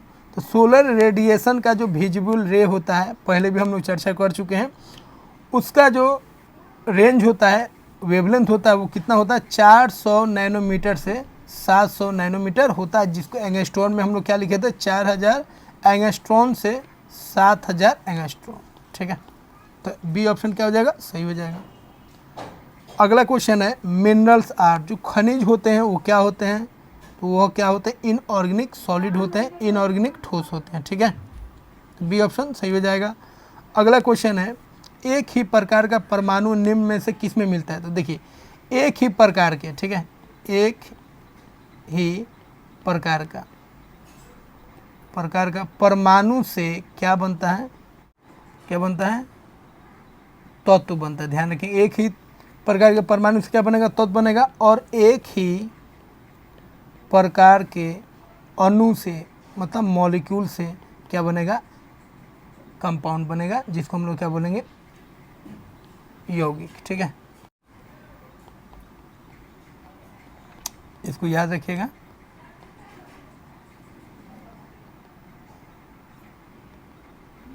ठीक है, अणु मतलब क्या होता है? मॉलिक्यूल, और परमाणु मतलब क्या होता है? एटम। तो सही आंसर कौन हो जाएगा? नेचुरल एलिमेंट्स, ठीक है। अगला क्वेश्चन हम लोग करते हैं, टेबल सॉल्ट जो होता है, इसे पहले वाले क्वेश्चन में हम बता चुके हैं, NaCl को टेबल सॉल्ट भी बोलते हैं, इज ए प्रोडक्ट ऑफ। तो देखिए NaCl जो बनता है उसको देखिए कैसे बनता है। NaCl सॉल्ट जो बनता है एक एसिड से बनता है, अब प्लस किससे बनता है? बेस से। तो देखिए एसिड जो है यहाँ पे, ठीक है, वो कौन एसिड है और बेस कौन होता है? बेस यहाँ से निकालिए, बेस मेटल से बनेगा तो NaOH, और एसिड यहाँ पे Cl वाला है तो H लगा दीजिए, HCl, ठीक है। तो NaCl जो बनता है वो sodium hydroxide plus hydrochloric acid से बनता है, और ये बेस जो है ये स्ट्रॉन्ग बेस है, ठीक है, परवल क्षार है, और यह जो एसिड है ये भी क्या है? स्ट्रॉन्ग है। स्ट्रॉन्ग एसिड और स्ट्रॉन्ग बेस से क्या बना है? NaCl बना है। और स्ट्रॉन्ग एसिड और स्ट्रॉन्ग बेस से जब बनेगा कोई सॉल्ट, कोई लवण बनता है तो वो न्यूट्रल होता है। तो NaCl क्या है? न्यूट्रल है, इसका भी ध्यान रखेंगे। यह क्या हो गया? न्यूट्रल हो गया। तो सॉल्ट जब पढ़ाएंगे तो उसमें आपको बताएंगे सॉल्ट कैसे बनता है। तो आपको यहाँ पे सही ऑप्शन कौन हो जाएगा? Strong acid and strong base, ठीक है। बी ऑप्शन क्या हो जाएगा? सही हो जाएगा। अब अगला क्वेश्चन हम लोग करते हैं 48 का। 48 में कोई क्वेश्चन केमिस्ट्री से रिलेटेड नहीं पूछा गया था। अब हम लोग आते हैं 47 में। 47 में क्या है क्वेश्चन? गेहूं की खेती के लिए कौन सा उर्वरक अधिक मात्रा में उपयोग करेंगे, ठीक है। तो गेहूं के फसल के लिए कौन सा फर्टिलाइज़र हम लोग अधिक मात्रा में इस्तेमाल करते हैं, तो उसको आपको याद रखना है नाइट्रोजन, ठीक है। नाइट्रोजन का इस्तेमाल हम लोग करते हैं, तो गेहूं में अधिक मात्रा में नाइट्रोजन की ज़रूरत पड़ता है। अगला क्वेश्चन है, चूहा मारने का जहर किस रासायनिक पदार्थ से बनता है, ठीक है। Which chemical substance is used for making rat poison.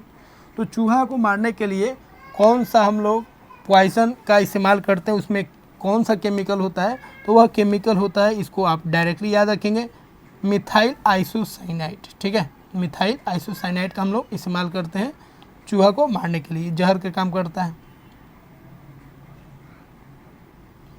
उसके बाद अगला क्वेश्चन है, पीतल में कौन सी धातुएं हैं। Brass is made from, brass किससे बना है, तो ब्रास ध्यान रखना है ये किससे बना है, कॉपर और जिंक से, ठीक है। कौन आंसर सही हो जाएगा, डी ऑप्शन आपका सही हो जाएगा, कॉपर और जिंक। अगला क्वेश्चन है, बर्निंग ऑफ हाइड्रोजन प्रोड्यूसेस। तो हाइड्रोजन को जलाते हैं, मतलब हाइड्रोजन को जब ऑक्सीजन के साथ रिएक्शन कराते हैं तो हाइड्रोजन और ऑक्सीजन मिलकर क्या बनाता है, H2 बनाता है। इसी को हम लोग बोलते हैं हाइड्रोजन को जलाना, ठीक है। तो जलाने का मतलब हो गया ऑक्सीजन की उपस्थिति में रिएक्शन कराना। तो हाइड्रोजन का जब रिएक्शन कराएंगे ऑक्सीजन की उपस्थिति में तो क्या बनेगा, वाटर बनेगा। तो क्या बनेगा, वाटर। अगला क्वेश्चन है, एसिड रेन का कारण क्या है। देखिए एसिड रेन का पहले भी हम लोग चर्चा कर चुके हैं। सल्फ्यूरिक एसिड और नाइट्रिक एसिड बनता है, तो वो कैसे बनता है, तो एक गैस निकलता है सल्फर डाइऑक्साइड और एक गैस निकलता है नाइट्रस ऑक्साइड। अब यह दोनों गैस जो होता है यह किससे निकलता है, तो इंडस्ट्रीज से निकलता है, और यही गैस एसिड रेन का कारक बनता है, ठीक है। तो ए ऑप्शन सही हो जाएगा। अगला क्वेश्चन हम लोग करते हैं, gold is dissolve in, gold को किस में हम लोग घोल सकते हैं। तो एक चीज़ का ध्यान रखना है यहाँ पे, नोबल मेटल, ठीक है। नोबल मेटल मतलब इसको हम लोग बोल सकते हैं उत्कृष्ट धातु जो होते हैं उनमें तीन आपको ध्यान रखना है। एक आपको ध्यान रखना है गोल्ड, एक ध्यान रखना है प्लेटिनम और एक ध्यान रखना है सिल्वर, ठीक है। खास तौर पे ये दो आपको अधिकतर मिलेंगे। होते क्या है, इनको आप किसी भी एसिड में घोलो, किसी भी एसिड में, किसी भी ये अम्ल में ये घुलनशील नहीं होते हैं, ठीक है। ये घुलनशील नहीं होते हैं, आप किसी भी एसिड में इनको आप नहीं घोल सकते हैं। तो इसीलिए एक एसिड का मिक्सचर बनाया गया जिसको हम लोग बोलते हैं एक्वा रेजिया। क्या बोलते हैं, एक्वा रेजिया। एक्वा रेजिया होता क्या है, कैसे बनता है, तो देखिए एक्वा रेजिया क्या होता है, एक यूनिट मतलब एक वॉल्यूम हम लोग लेते हैं किसका, नाइट्रिक एसिड का, और 3 वॉल्यूम हम लोग लेते हैं हाइड्रोक्लोरिक एसिड का। अब ये जो मिक्सचर बना एसिड का ये बहुत ही स्ट्रांग होता है और इसको बोलते हैं हम लोग एक्वा रेजिया। और इसमें आपका नोबल मेटल जो है घुलनशील होता है, मतलब इसमें गोल्ड और प्लेटिनम इसमें क्या होता है, घुलनशील होता है।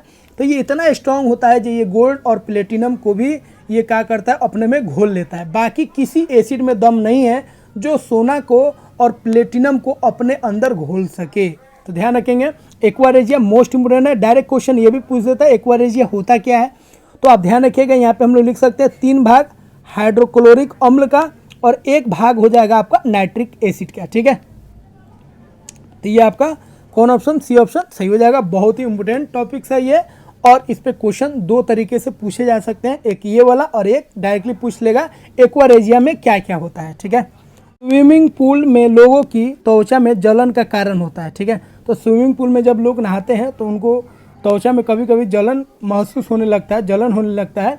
इसका मुख्य कारण है, जब पानी को जब हम लोग साफ़ करते हैं तो पानी को किससे हम लोग साफ़ करते हैं, क्लोरीन से, और क्लोरीन के वजह से ही जब उसमें लोग नहाते हैं स्विमिंग पूल में तो उनको जलन महसूस होने लगता है, जलन होने लगता है, ठीक है। तो बी ऑप्शन क्या हो जाएगा आपका, सही हो जाएगा। दोस्तों यह वीडियो अगर आपको अच्छा लगा हो तो इसे लाइक कीजिए, चैनल को सब्सक्राइब कर लीजिए और बेल आइकन को प्रेस कर दीजिए ताकि जब भी मैं आपके लिए नया वीडियोस को बनाऊं तो उसका नोटिफिकेशन आप तक जल्द से जल्द पहुंच सके। White light in A tube is produced by, ठीक है। किसी ट्यूब में वाइट लाइट जो प्रोड्यूस होता है वो किसके द्वारा होता है, तो उसको डायरेक्टली आपको याद रखना है वो किसके द्वारा होता है।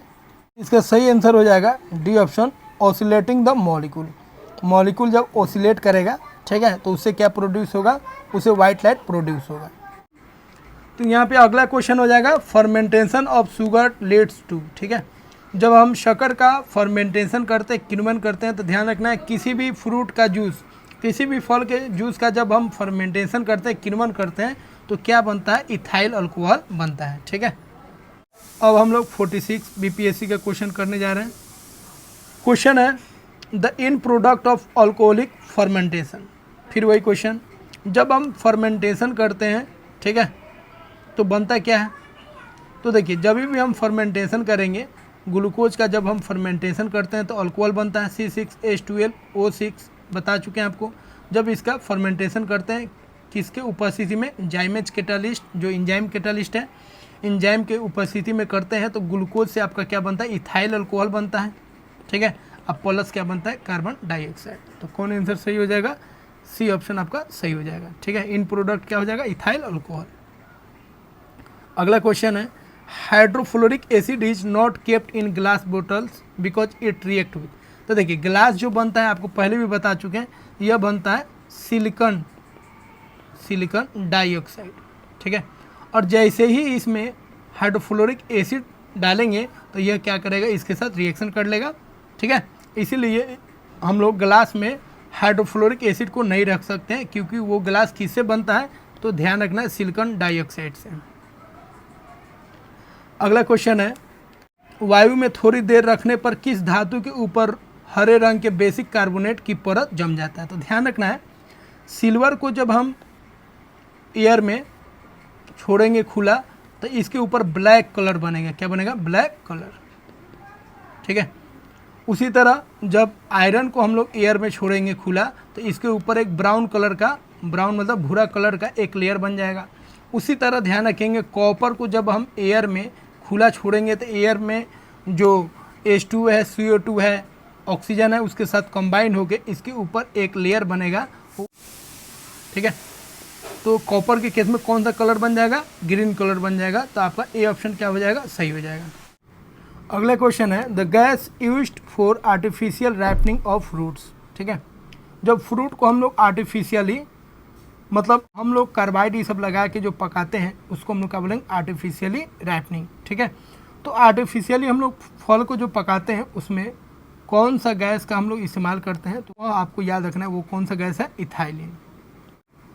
अगला क्वेश्चन है द एक्सप्लोसिव नाइट्रोग्लिसरीन में कौन सा सब्सटेंस पाया जाता है, ठीक है। तो आपको ध्यान रखना है नाइट्रोग्लिसरीन जो है यह किससे बनता है, तो इसमें दो एसिड उपस्थित होता है, एक होता है कॉन्सेंट्रेटेड H2SO4 और एक होता है कॉन्सेंट्रेटेड नाइट्रिक एसिड, ये दोनों का मिश्रण होता है इसमें, ठीक है। और यह क्या होता है, तो यह आपका हो गया ईस्टर हो गया, ठीक है। अब इसे जो मिलकर बनता है उसका नाम होता है ग्लिसरीन ट्राइनाइट्रेट, ठीक है। तो ये किसका फॉर्म होता है, ईस्टर का, इसको याद रखेंगे। अगला है in the process of electroplating A utensil with zinc. Electroplating में क्या करते हैं, जिंक का जब इलेक्ट्रोप्लेटिंग कराएंगे, ठीक है, तो इसमें होगा क्या, जिंक को हम लोग बना देते हैं एनोड, जिंक को क्या बना देते हैं, एनोड, ठीक है। तो एनोड कैथोड क्या है वो हम लोग डिस्कस कर लेंगे, ठीक है। बैटरी क्या एक चैप्टर है जिसमें ड्राई सेल, ये सब जितना भी सेल है, एनोड क्या है, कैथोड क्या है, वो सब हम लोग पढ़ेंगे। इलेक्ट्रोलाइटिक सेल होता है, ठीक है, तो वो सब का हम लोग डिस्कशन कर लेंगे, तो वहाँ पे आपको समझ में आ जाएगा। यहाँ पे ध्यान दीजिए, जिंक को हम लोग यहाँ पे एनोड, क्योंकि जिंक जो है इलेक्ट्रॉन देने का क्षमता रखेगा, और जो यूटेंसिल है, जो बर्तन है, उसको हम लोग क्या बना देंगे, कैथोड, ठीक है। यहाँ पे सी ऑप्शन क्या हो जाएगा, सही हो जाएगा। यूटेंसिल को हम लोग क्या बना देंगे, कैथोड, और जो प्योर जिंक है उसको हम लोग क्या बना देंगे, एनोड। तो यहाँ पे हिंदी देखिए, हिंदी में ये जो भाषा लिखा है वो पूरी सही नहीं है। यहाँ पे एनोड को एनोड ही लिखना चाहिए और कैथोड को कैथोड ही लिखना चाहिए, ठीक है। तो यहाँ पे हिंदी से आप नहीं पकड़ पाएगा, यहाँ पे हिंदी सही नहीं लिखा हुआ है, ठीक है, क्योंकि कैथोड का हिंदी कैथोडो होता है, एनोड का हिंदी एनोड ही होता है। तो यहाँ पे इंग्लिश से आप समझ सकते हैं, कैथोड हो गया आपका यूटेंसिल मतलब बर्तन, और जिंक हो गया आपका एनोड। अगला क्वेश्चन है the noble gas not present in the air, ठीक है। कौन सा नोबल गैस एयर में प्रेजेंट नहीं होता है, तो उसको आपको याद रखना है, रेडॉन। रेडॉन जो होता है वह एक ऐसा नोबल गैस होता है, एक ऐसा उत्कृष्ट गैस होता है जो एटमॉस्फेयर में नहीं पाया जाता है। ठीक है, तो डी ऑप्शन सही हो जाएगा। अगला क्वेश्चन है ड्राई आइस क्या है। देखिए बार बार क्वेश्चन आएगा, ड्राई आइस का मतलब ये होता है solid carbon dioxide. Solid carbon dioxide को ही हम लोग क्या बोलेंगे, ड्राई आइस। तो बी ऑप्शन क्या हो जाएगा आपका, सही हो जाएगा। अगला क्वेश्चन है, ये थोड़ा सा अलग क्वेश्चन था 93 वाला, ये थोड़ा सा आप डिफ़िकल्ट बोल सकते हैं। पीतल के बर्तन को टीन करते समय गर्म बर्तन को साफ करने के लिए इस्तेमाल किए जाने वाला अमोनियम क्लोराइड पाउडर किसका धुआं पैदा करता है। ठीक है, while tinning the brass utensil the ammonium chloride powder use to clean the hot utensil produces fumes. जब गर्म, ठीक है, ब्रास का बर्तन है और उसको जब हम अमोनियम क्लोराइड से जब उसको हम क्या करेंगे, रब करेंगे, साफ़ करेंगे, तो अमोनियम क्लोराइड का होगा क्या, ये अमोनियम क्लोराइड जो है उसके हीट के कारण यह टूट जाएगा। किसमें टूट जाएगा, एक टूट जाएगा अमोनिया में और प्लस किसमें, हाइड्रोक्लोरिक एसिड में। ठीक है, तो अमोनियम क्लोराइड हीट के कारण वो ब्रेक कर जाएगा, किसमें, एक अमोनिया में और एक हाइड्रोक्लोरिक एसिड में। तो डी ऑप्शन आपका क्या हो जाएगा, सही हो जाएगा। अगला क्वेश्चन हम लोग करते हैं। अब देखिए जिंक का डेंसिटी दिया है और किसका डेंसिटी दिया है, कॉपर का डेंसिटी दिया है, और बोलता है आपको जिंक और कॉपर से मिलाकर, जिंक और कॉपर से मिलाकर हम लोग क्या बनाते हैं, ब्रास बनाते हैं। ठीक है, जिसको हम लोग पीतल बोलते हैं। अब इसका बताना है डेंसिटी, तो वॉल्यूम कितना है उसको देख लीजिए और जो मास कितना है उसको देख लीजिए और डिवाइड कर दीजिए तो आ जाएगा। तो देखिए यहाँ पे क्वेश्चन कह रहा है 1 वॉल्यूम ऑफ जिंक, जिंक का 1 वॉल्यूम लेना है। ठीक है, 1 वॉल्यूम ऑफ जिंक और 2 वॉल्यूम ऑफ कॉपर। तो एक जिंक का लीजिएगा तो जिंक का मास कितना हो जाएगा, 7100। ठीक है, और 2 कॉपर का लेना है तो कॉपर का मास कितना, 1 यूनिट का है 8900, तो 2 यूनिट का कितना हो जाएगा, 2 × 8900। ठीक है, अब इसको ऐड कर दीजिए, इतना हो गया। तो इतना हो गया आपका टोटल मास।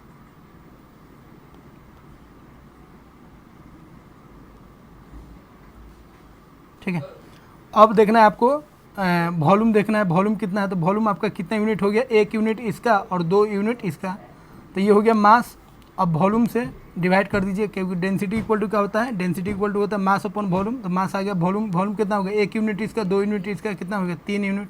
3 से डिवाइड कीजिएगा कितना आ जाएगा, 8300, 8300 आ जाएगा। तो बी ऑप्शन आपका सही हो जाएगा। अब हम लोग 45 बीपीएससी के क्वेश्चन को करने जा रहे हैं। विच of the following has negative charge, निम्नलिखित में से किसके पास ऋणात्मक आवेश है। तो देखिए एक्सरे के पास कोई चार्ज नहीं होता है, अल्फा पार्टिकल्स के पास अल्फा पार्टिकल्स के पास क्या होता है, प्लस चार्ज होता है। ठीक है, इसके पास तो 0 चार्ज हो गया। गामा के पास भी 0 चार्ज होता है। बीटा रे के पास क्या होता है, माइनस चार्ज होता है, याद रखेंगे। अगला है 83 number question. An atom has 2 protons 2 neutrons, एक एटम्स के पास प्रोटॉन कितना है, 2 प्रोटॉन है, और न्यूट्रॉन कितना है, 2 न्यूट्रॉन है, और 2 इलेक्ट्रॉन है। इलेक्ट्रॉन कितना है, 2। अब इसका बोलता है मास नंबर, मतलब द्रव्यमान संख्या। तो द्रव्यमान संख्या निकालने के लिए आपको बता चुके हैं। मास नंबर मतलब द्रव्यमान संख्या कैसे निकालेंगे, प्रोटॉन और न्यूट्रॉन को जोड़ देंगे, तो प्रोटॉन 2 है, न्यूट्रॉन 2 है, तो कितना हो गया, 4। ठीक है, तो 4 हो जाएगा आपका मास नंबर। अगला क्वेश्चन है which of the flowing electronic configuration is for metallic element. Metallic element के लिए ध्यान रखेंगे लास्ट में जो वैलेंस इलेक्ट्रॉन होता है, ठीक है, जो संयोजी इलेक्ट्रॉन होता है उसका संख्या कितना होना चाहिए, उसका संख्या होना चाहिए या तो 1 या तो 2 या तो 3। ठीक है, तो लास्ट में देखिए 1 2 3, देखिए इसमें 2 है, तो यह आपका क्या हो जाएगा, यह मेटालिक एलिमेंट मतलब धातु का यह इलेक्ट्रॉनिक विन्यास हो गया। बाकी सब किसका हो जाएगा, यह नोबल गैस का हो जाएगा, यह किसका हो जाएगा, अधातु का, और यह किसका हो जाएगा, नोबल गैस का। नोबल गैस के बाहरी कक्षा में कितने इलेक्ट्रॉन होते हैं, 8 होते हैं। ठीक है, तो डी ऑप्शन सही हो जाएगा। अगला है, ये भी थोड़ा सा हट के क्वेश्चन है 85 number. Which is the general property of oxide of third and fourth. Third और फोर्थ ग्रुप का जो एलिमेंट्स होता है, थर्ड ग्रुप बोलते हैं, 13 ग्रुप को हम लोग क्या बोलते हैं, थर्ड ग्रुप, और 14 ग्रुप को हम लोग क्या बोलते हैं, फोर्थ ग्रुप। ठीक है, ये मेंडलीव साहब का जो फॉर्मेट था उसके आधार पर ये नेमिंग है यहाँ पे, ओल्ड मॉडल। ठीक है, तो यहाँ पे 13th और 14th, 13th को हम लोग क्या बोलेंगे, थर्ड ग्रुप बोलते हैं। तो 13th और 14th ग्रुप का जो भी एलिमेंट्स है, ठीक है, उसमें कुछ मेटल भी है, कुछ नॉन मेटल भी है, उनका ऑक्साइड जो होता है, तो मेटल जो होंगे उनका क्या हो जाएगा, उनका हो जाएगा आपका बेसिक हो जाएगा, और कुछ का क्या हो जाएगा, एसिडिक हो जाएगा जो नॉन मेटल है। तो एम्फोटेरिक, एम्फोटेरिक मतलब होता है दोनों एसिडिक भी और बेसिक भी, ठीक है। एम्फोटेरिक ऐसे सब्सटेंस होते हैं जो एसिडिक नेचर के भी होते हैं और बेसिक नेचर के भी होते हैं, ठीक है। अगला है an element x has 4 electrons in outer orbit. एक एलिमेंट एक्स है, उसका वैलेंस इलेक्ट्रॉन कितना है, 4 है। अब उसका फॉर्मूला बोलता है हाइड्रोजन के साथ, हाइड्रोजन का तो वैलेंस इलेक्ट्रॉन 1 होता है। अब इसका फॉर्मूला क्या हो जाएगा, एक्स एच, और क्रॉस मल्टीप्लिकेशन कर दीजिए तो कितना हो जाएगा, एक्स एच 4। तो आपका क्या हो जाएगा, डी ऑप्शन सही हो जाएगा। अब एक और क्वेश्चन है 87, शेप ऑफ द मॉलिक्यूल और सल्फर हेक्साफ्लोराइड। ये देखिए, ये जो क्वेश्चन है आपका, ये बहुत ही अल्टर क्वेश्चन है, क्योंकि इस तरीके को क्वेश्चन करने के लिए आपको हाइब्रिडाइजेशन क्या होता है उसका नॉलेज होना चाहिए, ठीक है। और हाइब्रिडाइजेशन में बहुत सारे मॉलिक्यूल का आप निकाल सकते हैं, वो भारी नहीं है, आसान है। लेकिन यहाँ पे एक क्वेश्चन के लिए आप नहीं पढ़े तो वो बेस्ट है, ठीक है। ऐसे आपको साइंस आता है तो उसका नॉलेज आपको होना चाहिए, लेकिन साइंस के स्टूडेंट नहीं है तो कोई दिक्कत नहीं है, हाइब्रिडाइजेशन सीखने की कोई आवश्यकता आपको नहीं है, ठीक है। किसी लेक्चर में मैं कोशिश करूंगा हाइब्रिडाइजेशन क्या है आपको बता दूं, सिंपल वे से मैं बता दूंगा, जिससे आप किसी भी मॉलिक्यूल का हाइब्रिडाइजेशन आप निकाल सकते हैं, और हाइब्रिडाइजेशन से हम लोग ज्योमेट्री भी निकाल सकते हैं। ऐसे सल्फर हेक्साफ्लोराइड जो है, इसका जो स्ट्रक्चर होगा वो हो जाएगा आपका ओक्टाहेड्रल, ठीक है। ओक्टाहेड्रल कुछ ऐसे करके बनता है ओक्टाहेड्रल, ठीक है। इसी को हम लोग क्या बोलते हैं, ओक्टाहेड्रल। तो बी ऑप्शन सही हो जाएगा। अब हम लोग 44 बीपीएससी के क्वेश्चन करने जा रहे हैं। The process of making camphor vapour from solid camphor is. तो देखिए, कैम्फोर आपको बता चुके हैं, कैम्फोर भी आपका क्या है, यह भी सब्लिमेशन प्रोसेस का काम करेगा। यह भी सॉलिड से किस में बदल जाएगा, गैस में बदल जाएगा, और इस प्रोसेस को हम लोग क्या बोलते हैं, सब्लिमेशन, जिसको हम लोग क्या बोलेंगे, ऊर्ध्व पतन, ठीक है। अगला क्वेश्चन है which is responsible for catalysing the process of chemical reaction in biotic system, ठीक है। जो लिविंग सिस्टम होते हैं, जो एनिमल्स होते हैं, जो, ठीक है, उनमें फूड को डाइजेस्ट करने के लिए जो एंजाइम होता है उसको हम लोग क्या बोलते हैं, बायोलॉजिकल कैटालिस्ट। क्या बोलते हैं, बायोलॉजिकल कैटालिस्ट, ठीक है। क्वेश्चन है which of the flowing metal is liquid at room temperature.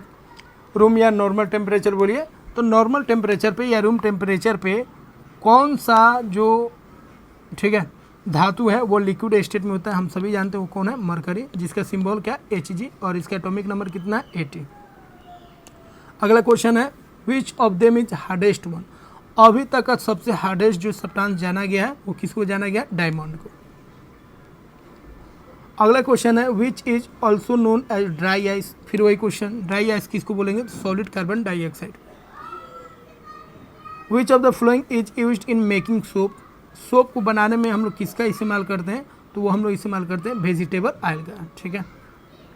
The gas used in cooking purpose is primary, ठीक है। गैस हम लोग यूज करते हैं खाना को पकाने के लिए, वो मुख्यतः क्या होता है, तो कुकिंग में हम लोग गैस का इस्तेमाल करते हैं, वो कौन सा गैस हो गया, मीथेन। अगला क्वेश्चन है the polluted gas emitted through vehicles is primary. वाहनों से जो निकलने वाला जो प्रदूषित गैस होता है वो मेनली क्या होता है, तो वह होता है कार्बन मोनोऑक्साइड, ठीक है। अगला क्वेश्चन है the laughing gas used by the doctor in anaesthesia. पहले भी हम लोग चर्चा कर चुके हैं, एनेस्थेसिया द्वारा जो लाफिंग गैस का इस्तेमाल होता है उसका फार्मूला क्या होता है, वो होता है आपका नाइट्रस ऑक्साइड, जिसका फार्मूला होता है N2O। अगला क्वेश्चन है which is used in preservation of edible substance, ठीक है। खाद्य पदार्थों का हम लोग संरक्षण, उसका परिरक्षण कैसे करते हैं, तो उसके लिए एक केमिकल होता है जिसको बोलते हैं सोडियम बेंजोएट। अगला क्वेश्चन है which metal is used as filament in light bulb. Light bulb में जो फिलामेंट का काम करता है वो कौन होता है, वो टंगस्टन होता है, जिसका सिंबल क्या होता है, W होता है। और 43 बीपीएससी का क्वेश्चन हम लोग करने जा रहे हैं। पानी का घनत्व मैक्सिमम होता है, याद रखिएगा, 4 डिग्री सेल्सियस, ठीक है। कितना डिग्री सेल्सियस, 4 डिग्री सेल्सियस पर। अगला है which metal is used in aeroplane and parts of railway compartment, ठीक है, रेलवे में, ठीक है, या एरोप्लेन में हम लोग किस मेटल का हम लोग यूज़ करते हैं पार्ट्स पुर्जा को बनाने में, तो वह है आपका एल्युमिनियम। इसको डायरेक्टली आप याद रखिएगा। अगला क्वेश्चन है which gas is used as tear gas. तो देखिए टीयर गैस में बहुत सारा गैस होता है, ठीक है, और इसमें एक गैस होता है क्लोरीन। टीयर गैस में क्या हो जाएगा, क्लोरीन। इसमें अमोनिया भी होता है, ये बहुत सारे गैस का मिक्सचर होता है। तो यहाँ पे क्लोरीन है, अगर अमोनिया रहेगा तो अमोनिया भी सही आंसर हो जाएगा। तो डी ऑप्शन आपका क्या हो जाएगा, सही हो जाएगा। Which acid is consider as basic chemical. Basic chemical बोलिए, या इसी को हम लोग बोलते हैं king of chemical. King of chemical, तो केमिकल का जो किंग होता है वो कौन होता है, सल्फ्यूरिक एसिड, आपको याद रखना है। विच रे is use for cure in intestinal disease. जो आंत में रोग हो जाता है उसके इलाज में हम लोग किस रे का हम लोग इस्तेमाल करते हैं, तो वह रे है आपका एक्स रे। अगला है the following particles are present in the nucleus of an atom. Atom का जो न्यूक्लियस होता है, नाभिक होता है, ठीक है, इस नाभिक को में क्या प्रेजेंट होता है, प्रोटॉन और न्यूट्रॉन प्रेजेंट होता है। तो क्या हो जाएगा, प्रोटॉन एंड न्यूट्रॉन्स, ठीक है। अगला क्वेश्चन है ड्राई आइस। ड्राई आइस का फॉर्मूला आप जानते हैं, सॉलिड कार्बन डाइऑक्साइड को ही हम लोग क्या बोलते हैं, ड्राई आइस। अगला है the chemical formula of washing powder. Washing powder का फार्मूला क्या होता है, आपको याद रखना है Na2CO3.10H2, यही होता है पूरा फार्मूला, ठीक है। तो ये नहीं दिया है तो ये आपका हो जाएगा सोडियम कार्बोनेट। अब हम लोग 42 BPSC का क्वेश्चन करने जा रहे हैं। The electrolyte used in car battery. Car battery में जो इलेक्ट्रोलाइट होता है वो कौन सा होता है, वो याद रखेंगे, सल्फ्यूरिक एसिड, पहले भी हम लोग चर्चा कर चुके हैं। अगला क्वेश्चन है मिल्क। मिल्क क्या है, तो मिल्क आपका एक इमल्सन है। मिल्क क्या है, एक इमल्सन होता है, ठीक है। अगला है which of the flowing gases is responsible for the depletion of ozone layer. Ozone layer के लिए कौन सा गैस जिम्मेदार है, तो याद रखेंगे CFC, क्लोरोफ्लोरोकार्बन, ठीक है। तो डी ऑप्शन क्या हो जाएगा, आपका सही हो जाएगा। अगला है which of the following minerals is use to obtain iron. Iron को ऑब्टेन हम लोग किससे करते हैं, तो देखिए आयरन हम लोग किससे ऑब्टेन करते हैं, हम लोग सभी जानते हैं हेमेटाइट से। अगला क्वेश्चन है which of the flowing does not contain carbon. Carbon किस में नहीं है, तो डायमंड में है ही, क्या कि इसी का तो रूप है। कोयला में भी है और ग्रेफाइट में भी है, ठीक है। तो कौन आंसर हो जाएगा, नन ऑफ दीज, ठीक है। अगला है पानी का घनत्व अधिकतम होता है, अभी हम लोग बात कर चुके हैं 4 डिग्री सेल्सियस पर पानी का जो डेंसिटी होता है मैक्सिमम होता है, कैसे होता है वो सब हम लोग डिस्कशन कर चुके हैं। तो इस पर बेस्ड थ्योरी मैं बना चुका हूँ और उस पर हम लोग डिस्कशन कर चुके हैं। अगला है the most abundant element in the earth crust. Earth crust में सबसे अधिकतम कौन पाया जाता है, ऑक्सीजन, ठीक है। ऑक्सीजन के बाद कौन होगा, सिलिकॉन। तो ये फर्स्ट नंबर पे हो गया और सेकेंड नंबर पे क्या होगा, सिलिकॉन। अगला क्वेश्चन है प्लास्टर ऑफ पेरिस का फॉर्मूला क्या होता है, तो वो होता है CaSO4 ½ H2O। और ये किससे बनता है, जिप्सम से बनता है, और जिप्सम का फॉर्मूला क्या होता है, CaSO4.2H2O, ठीक है। अगला है which of the flowing acid is present in vinegar. Vinegar में मतलब सिरका में कौन सा एसिड होता है, सब रिपीटेड क्वेश्चन है। एसिडिक एसिड स्टील को कठोरता प्रदान करने के लिए बढ़ाई जाती है। तो देखिए स्टील में हम लोग क्या मिलाते हैं जिससे ये कठोर हो जाता है, तो वह है आपका कार्बन, ठीक है, तो अमाउंट ऑफ कार्बन। अगला क्वेश्चन है क्रोमेटोग्राफी की तकनीक का प्रयोग होता है। तो क्रोमेटोग्राफी हम लोग यूज करते हैं, ठीक है, जो मिक्सचर होता है उसको सेपरेट करने के लिए, ठीक है, जिसमें कलर को हम लोग सेपरेट करते हैं। तो separating substance from a mixture, किसी मिक्सचर में से सब्सटेंस को सेपरेट करने के लिए। अगला है pressure scale is not given in cylinder because. जो सिलेंडर है उसमें प्रेशर को मापने के लिए कोई स्केल नहीं होता है, क्योंकि LPG जो है उसके द्वारा क्या हो जाएगा, चॉक्ड हो जाएगा, ठीक है। तो डी ऑप्शन आप याद रखेंगे। अगला है 91 the nature of radiation of light is. Light का जो नेचर होता है, ठीक है, लाइट से जो रे निकल रहा है उसका जो नेचर होता है डुअल नेचर होता है, ठीक है। डुअल नेचर मतलब इसका द्वैत प्रकृति होता है, या पार्टिकल मतलब कण की तरह भी बिहेव करेगा और वेव की तरह भी बिहेव करेगा। वेव मतलब हो गया तरंग और पार्टिकल मतलब हो गया कण, ये दोनों की तरह यह बिहेव करेगा। जब चलेगा तो किसके तरह, तरंग की तरह, और जब किसी पार्टिकल से टकराएगा एनर्जी ट्रांसफ़र करने का बारी आएगा तो किसके तरह बिहेव करेगा, कण की तरह। तो डुअल नेचर होता है, like a wave and particle both, ठीक है। सॉलिड आइस है, देखिए फिर वही क्वेश्चन आ गया, सॉलिड कार्बन डाइऑक्साइड। अब हम लोग 41th बीपीएससी का क्वेश्चन करने जा रहे हैं। क्वेश्चन है the gas which has the largest amount in the air. ठीक है, एयर में सबसे अधिकतम क्या होता है, एकदम बेसिक क्वेश्चन है, नाइट्रोजन। अगला क्वेश्चन है if you touch an iron block and wooden block in the morning on cold days then the iron block feels cold because. जब ठंडा के दिनों में एक लकड़ी के टुकड़े को छुइएगा और लोहा के टुकड़े को छुइएगा तो आप पाइएगा जो आयरन का मतलब लोहा का जो ब्लॉक है, जो टुकड़ा है, वो आपको ज़्यादा ठंडा लगेगा और लकड़ी जो है उसके तुलना में कम ठंडा लगेगा। ऐसा क्यों है? क्योंकि लकड़ी जो है हम लोग जानते हैं वह ऊष्मा का अच्छा सुचालक नहीं है, लेकिन जो लोहा है वह ऊष्मा का अच्छा सुचालक है, तो ठंडा को पूरा दूर तक ले जाएगा। लेकिन जो लकड़ी है वो तो नहीं ढो पाएगा, वो तो कैरी नहीं करेगा ठंडा को। ठीक है, तो सही आंसर क्या हो जाएगा? सही आंसर हो जाएगा iron is better conductor of heat than wood. ठीक है, लकड़ी की तुलना में लोहा ऊष्मा का अच्छा चालक होता है, तो बी ऑप्शन सही हो जाएगा। अगला है isotopes of any atomic nucleus is that nucleus in which. Isotopes हम लोग किसको बोलते हैं? ठीक है, तो आइसोटॉप्स हम लोग बोलते हैं, आइसोटॉप्स का मतलब होता है सेम, समान हो। क्या समान हो? प्रोटॉन समान हो, और डिफरेंट हो, डिफरेंट हो मतलब अलग हो। क्या अलग हो? मास नंबर, मास नंबर जिसको बोलते हैं द्रव्यमान संख्या, या इसी को कभी कभी न्यूट्रॉन के टर्म में भी लिख देगा, न्यूट्रॉन। ठीक है, तो यहाँ पे देखिए क्या बोला है, नंबर्स ऑफ न्यूट्रॉन्स क्या होना चाहिए? सेम, नहीं, गलत हो जाएगा। Number of protons are same, सही है, प्रोटॉन सेम होना चाहिए, but the number of neutrons are different, तो बी ऑप्शन क्या हो जाएगा आपका? सही हो जाएगा। ठीक है, आइसोटॉप में प्रोटॉन का संख्या सेम होता है, लेकिन जो मास नंबर होता है, द्रव्यमान संख्या होता है, वो डिफरेंट होता है, या न्यूट्रॉन भी क्या होता है? डिफरेंट होता है। न्यूट्रॉन के टर्म में बोलिए या द्रव्यमान संख्या के टर्म में बोलिए, दोनों के टर्म में आप बोल सकते हैं। ठीक है, अगला क्वेश्चन है मच्छर भगाने वाली दवाओं में सक्रिय रसायन कौन सा है? इसको आप याद रखिएगा, वह है एलिथ्रीन। बहुत सारे क्वेश्चन ऐसा है जिसको आपको डायरेक्टली याद रखना पड़ेगा। ठीक है, हेवी वाटर क्या है? तो हेवी वाटर आपको बता चुके हैं, हेवी वाटर का फॉर्मूला क्या होता है? D2O, और डी क्या है? ये ड्यूटेरियम है, और ड्यूटेरियम जो होता है वह क्या है? वह समस्थानिक है, किसका? हाइड्रोजन का, हाइड्रोजन का समस्थानिक। ठीक है, अगला क्वेश्चन है 91 the fundamental of nucleus of an atom is. ठीक है, न्यूक्लियस का जो फंडामेंटल है वह क्या है? तो न्यूक्लियस में क्या होता है? प्रोटॉन और न्यूट्रॉन, तो सी ऑप्शन सही हो जाएगा।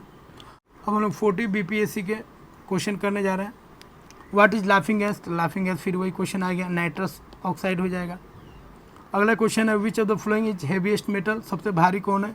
तो यहाँ पे देखिए यूरेनियम का एटॉमिक नंबर सबसे अधिक होता है, इसका 13 हो जाएगा, सिल्वर का 47 होगा, कॉपर का कितना होता है? 29 होता है, तो सबसे भारी कौन हो जाएगा? यूरेनियम। अगला क्वेश्चन है permanent hardness of water is due to. आप याद रखिएगा, जब हम लोग बात करेंगे वाटर का हार्डनेस और सॉफ्टनेस, वहाँ पे हम लोग स्टडी करेंगे तो पता चलेगा आपका chloride and sulphate of calcium and magnesium. Calcium और मैग्नीशियम का जो क्लोराइड और सल्फेट होता है उसके कारण जो वाटर होता है वो क्या होता है? हार्ड वाटर होता है। ठीक है, कठोर जल जिसको हम लोग बोलते हैं हिंदी में, तो बी ऑप्शन क्या हो जाएगा? सही हो जाएगा। अगला है एस्पिरिन। एस्पिरिन क्या होता है? ठीक है, तो एस्पिरिन आपको याद रखना एंटीपायरेटिक होता है। क्या होता है? एंटीपायरेटिक। तो एंटीपायरेटिक ये सब जो चैप्टर है ये सब किस में आएगा? ये सब आएगा आपका chemistry in everyday life, chemistry in everyday life. ठीक है, तो इसमें जो है दवा के बारे में पढ़ते हैं हम लोग। ठीक है, कौन सा दवा कहाँ पे हम लोग इस्तेमाल करते हैं उस सब के बारे में हम लोग स्टडी करेंगे, तो वहाँ पे आपको मालूम चल जाएगा एंटीपायरेटिक होता है क्या है। अगला है व्हाट इज डिटर्जेंट। डिटर्जेंट क्या होता है? डिटर्जेंट से हम लोग क्या करते हैं? साफ़ करते हैं, कपड़ा को साफ़ करते हैं, तो यह क्या हो गया आपका? क्लींजिंग एजेंट हो गया, शोधन अभिकर्ता हो गया। अगला है रेडियो एक्टिव एलिमेंट्स क्या करता है? तो रेडियो एक्टिव एलिमेंट्स अल्फा रे, बीटा रे और गामा रे को रिलीज करता है, तो डी ऑप्शन सही हो जाएगा। अगला है विच mineral is the source of radium. ठीक है, रेडियम जो है उससे क्या निकलता है? तो सब निकलेगा अल्फा, बीटा और गामा, क्योंकि ये रेडियो एक्टिव सब्सटेंस होता है। ठीक है, तो डी ऑप्शन सही हो जाएगा। The formula of plaster of Paris पहले भी बता चुके हैं। प्लास्टर ऑफ पेरिस का फॉर्मूला क्या हो जाएगा, हाफ H2O हो जाएगा। तो देखिए ऐसे लिखा रहेगा CaSO4 हाफ H2O। अब कभी कभी चकमा देने के लिए आपको ऐसे भी लिख दिया जाएगा, 2 से मल्टीप्लाई कर दीजिए तो 2CaSO4 डॉट H2 ऐसे भी लिखा रहेगा। तो यहाँ पे ऑप्शन थोड़ा सा मिस्टेक हो गया, इसको हम सुधार कर लेते हैं। ये वाला ऑप्शन कहाँ पे दिख रहा है, सी ऑप्शन, तो सी ऑप्शन आपका क्या हो जाएगा, सही हो जाएगा। तो ऐसे दिया रहे या ऐसे दिया रहे, दोनों सही है। अगला है lemon taste sour is caused by. Lemon का जो टेस्ट होता है खट्टा होता है किसके कारण, तो जानते हैं हम लोग उसमें कौन सा एसिड पाया जाता है, साइट्रिक एसिड। ठीक है। अगला है एयर इज ए, तो एयर क्या है भाई, एयर एक मिक्सचर है। अगला है which one is false about bleaching powder. Bleaching powder के बारे में कौन सा कथन जो है वह गलत है। तो ये क्वेश्चन थोड़ा सा अलग है, यहाँ पे आपको ध्यान देने की ज़रूरत है। तो इसको ऐसे क्वेश्चन को आप मिस्टेक करेंगे तो कोई दिक्कत नहीं है, क्योंकि ये थोड़ा आउट ऑफ रेंज है। ठीक है, ये वही कर सकता है जो केमिस्ट्री का ज्ञानी हो। ठीक है, तो देखिए यह ऑक्सीडाइजिंग एजेंट होता है, सही बात है। येलो कलर का है, सही बात है। और यह डाइल्यूट एसिड के साथ रिएक्शन करके क्लोरीन बनाता है, यह भी सही बात है। ठीक है, लेकिन दिक्कत क्या है, ये हाईली सॉल्युबल इन वाटर, ये पानी में हाईली सॉल्युबल नहीं होता है। ठीक है, और ब्लीचिंग पाउडर का आप फार्मूला याद रखिएगा, CaOCl2, जिसको हम लोग बोलेंगे कैल्शियम ऑक्सीक्लोराइड। ठीक है, क्या बोलेंगे, कैल्शियम ऑक्सीक्लोराइड। और इसका हम लोग इस्तेमाल करते हैं ब्लीचिंग पाउडर का आसपास झाड़ी ओड़ी में बरसात के दिनों में डाल देते हैं ताकि वहाँ पे कीड़ा उड़ा नहीं आए। उसके बाद हम लोग नाली में डाल देते हैं ताकि उसका महक क्या हो जाए, ख़त्म हो जाए। ब्लीचिंग पाउडर का हम लोग पानी को साफ़ करने में भी इस्तेमाल हम लोग करते हैं। ठीक है, तो ये ऑप्शन आपका क्या हो जाएगा, गलत हो जाएगा, मतलब गलत चुनना है, यहाँ पे फॉल्स चुनना है। ठीक है, अगला है अमलगम। तो अमलगम क्या है भाई, तो मरकरी का किसी भी, ठीक है, एलिमेंट के साथ जब उसका हम एलवाई बनाएंगे, क्या बनाएंगे, एलवाई, जिसको हम लोग क्या बोलते हैं, मिश्र धातु। ठीक है, तो ध्यान रखेंगे जब हम मरकरी का किसी तत्व के साथ जब हम उसका मिश्र धातु बनाते हैं, एलवाई बनाते हैं, तो उसी को हम लोग क्या बोलते हैं, उसी को हम लोग बोलते हैं अमलगम। तो अमलगम क्या है, एलवाई है, किसके साथ, मरकरी के साथ। ठीक है, अगला क्वेश्चन है the normal dry cell has electrolyte. जो नॉर्मल ड्राई सेल होता है उसमें जो इलेक्ट्रोलाइट होता है वो कौन होता है, अमोनियम क्लोराइड। इसको याद रखेंगे, और जब हम बैटरी के बारे में स्टडी करेंगे, सेल के बारे में पढ़ेंगे, तो वहाँ पे आपको पूरा कॉन्सेप्ट पता चल जाएगा। अब हम लोग 38 BPSC के क्वेश्चन करने जा रहे हैं, जो लास्ट है हमारा। तो देखिए फर्स्ट क्वेश्चन है pasteurisation is a process. Pasteurisation क्या है, एक मेथड होता है जिसमें हम लोग किसी चीज़ को ये मेथड अप्लाई करते हैं तो वो लंबा समय तक ख़राब नहीं होता है। ठीक है, और दूध को मेनली हम लोग पास्चुराइजेशन के मेथड से दूध को बहुत लंबे समय तक हम उसको बचा सकते हैं, वो उसको ख़राब होने से हम लोग रोक सकते हैं। ठीक है, तो वो कौन सा प्रोसेस होता है, तो इसमें क्या होता है, एक ख़ास टेम्परेचर पे दूध को गर्म करते हैं और तुरंत उसको ठंडा कर लेते हैं। ठीक है, milk is first heated for a long time and then suddenly cooled in a certain time. बहुत लंबे समय तक उस टेम्परेचर पे उसको गर्म करते हैं और सडनली उसको क्या कर लेते हैं, ठंडा कर लेते हैं। इस प्रोसेस को हम लोग क्या बोलते हैं, पास्चुराइजेशन। ठीक है, तो याद रखेंगे। उसके बाद स्टेनलेस स्टील क्या है, ऊपर भी आपको बता चुके हैं, इसका ट्रिक आपको बताए थे, फीकर नहीं मन को।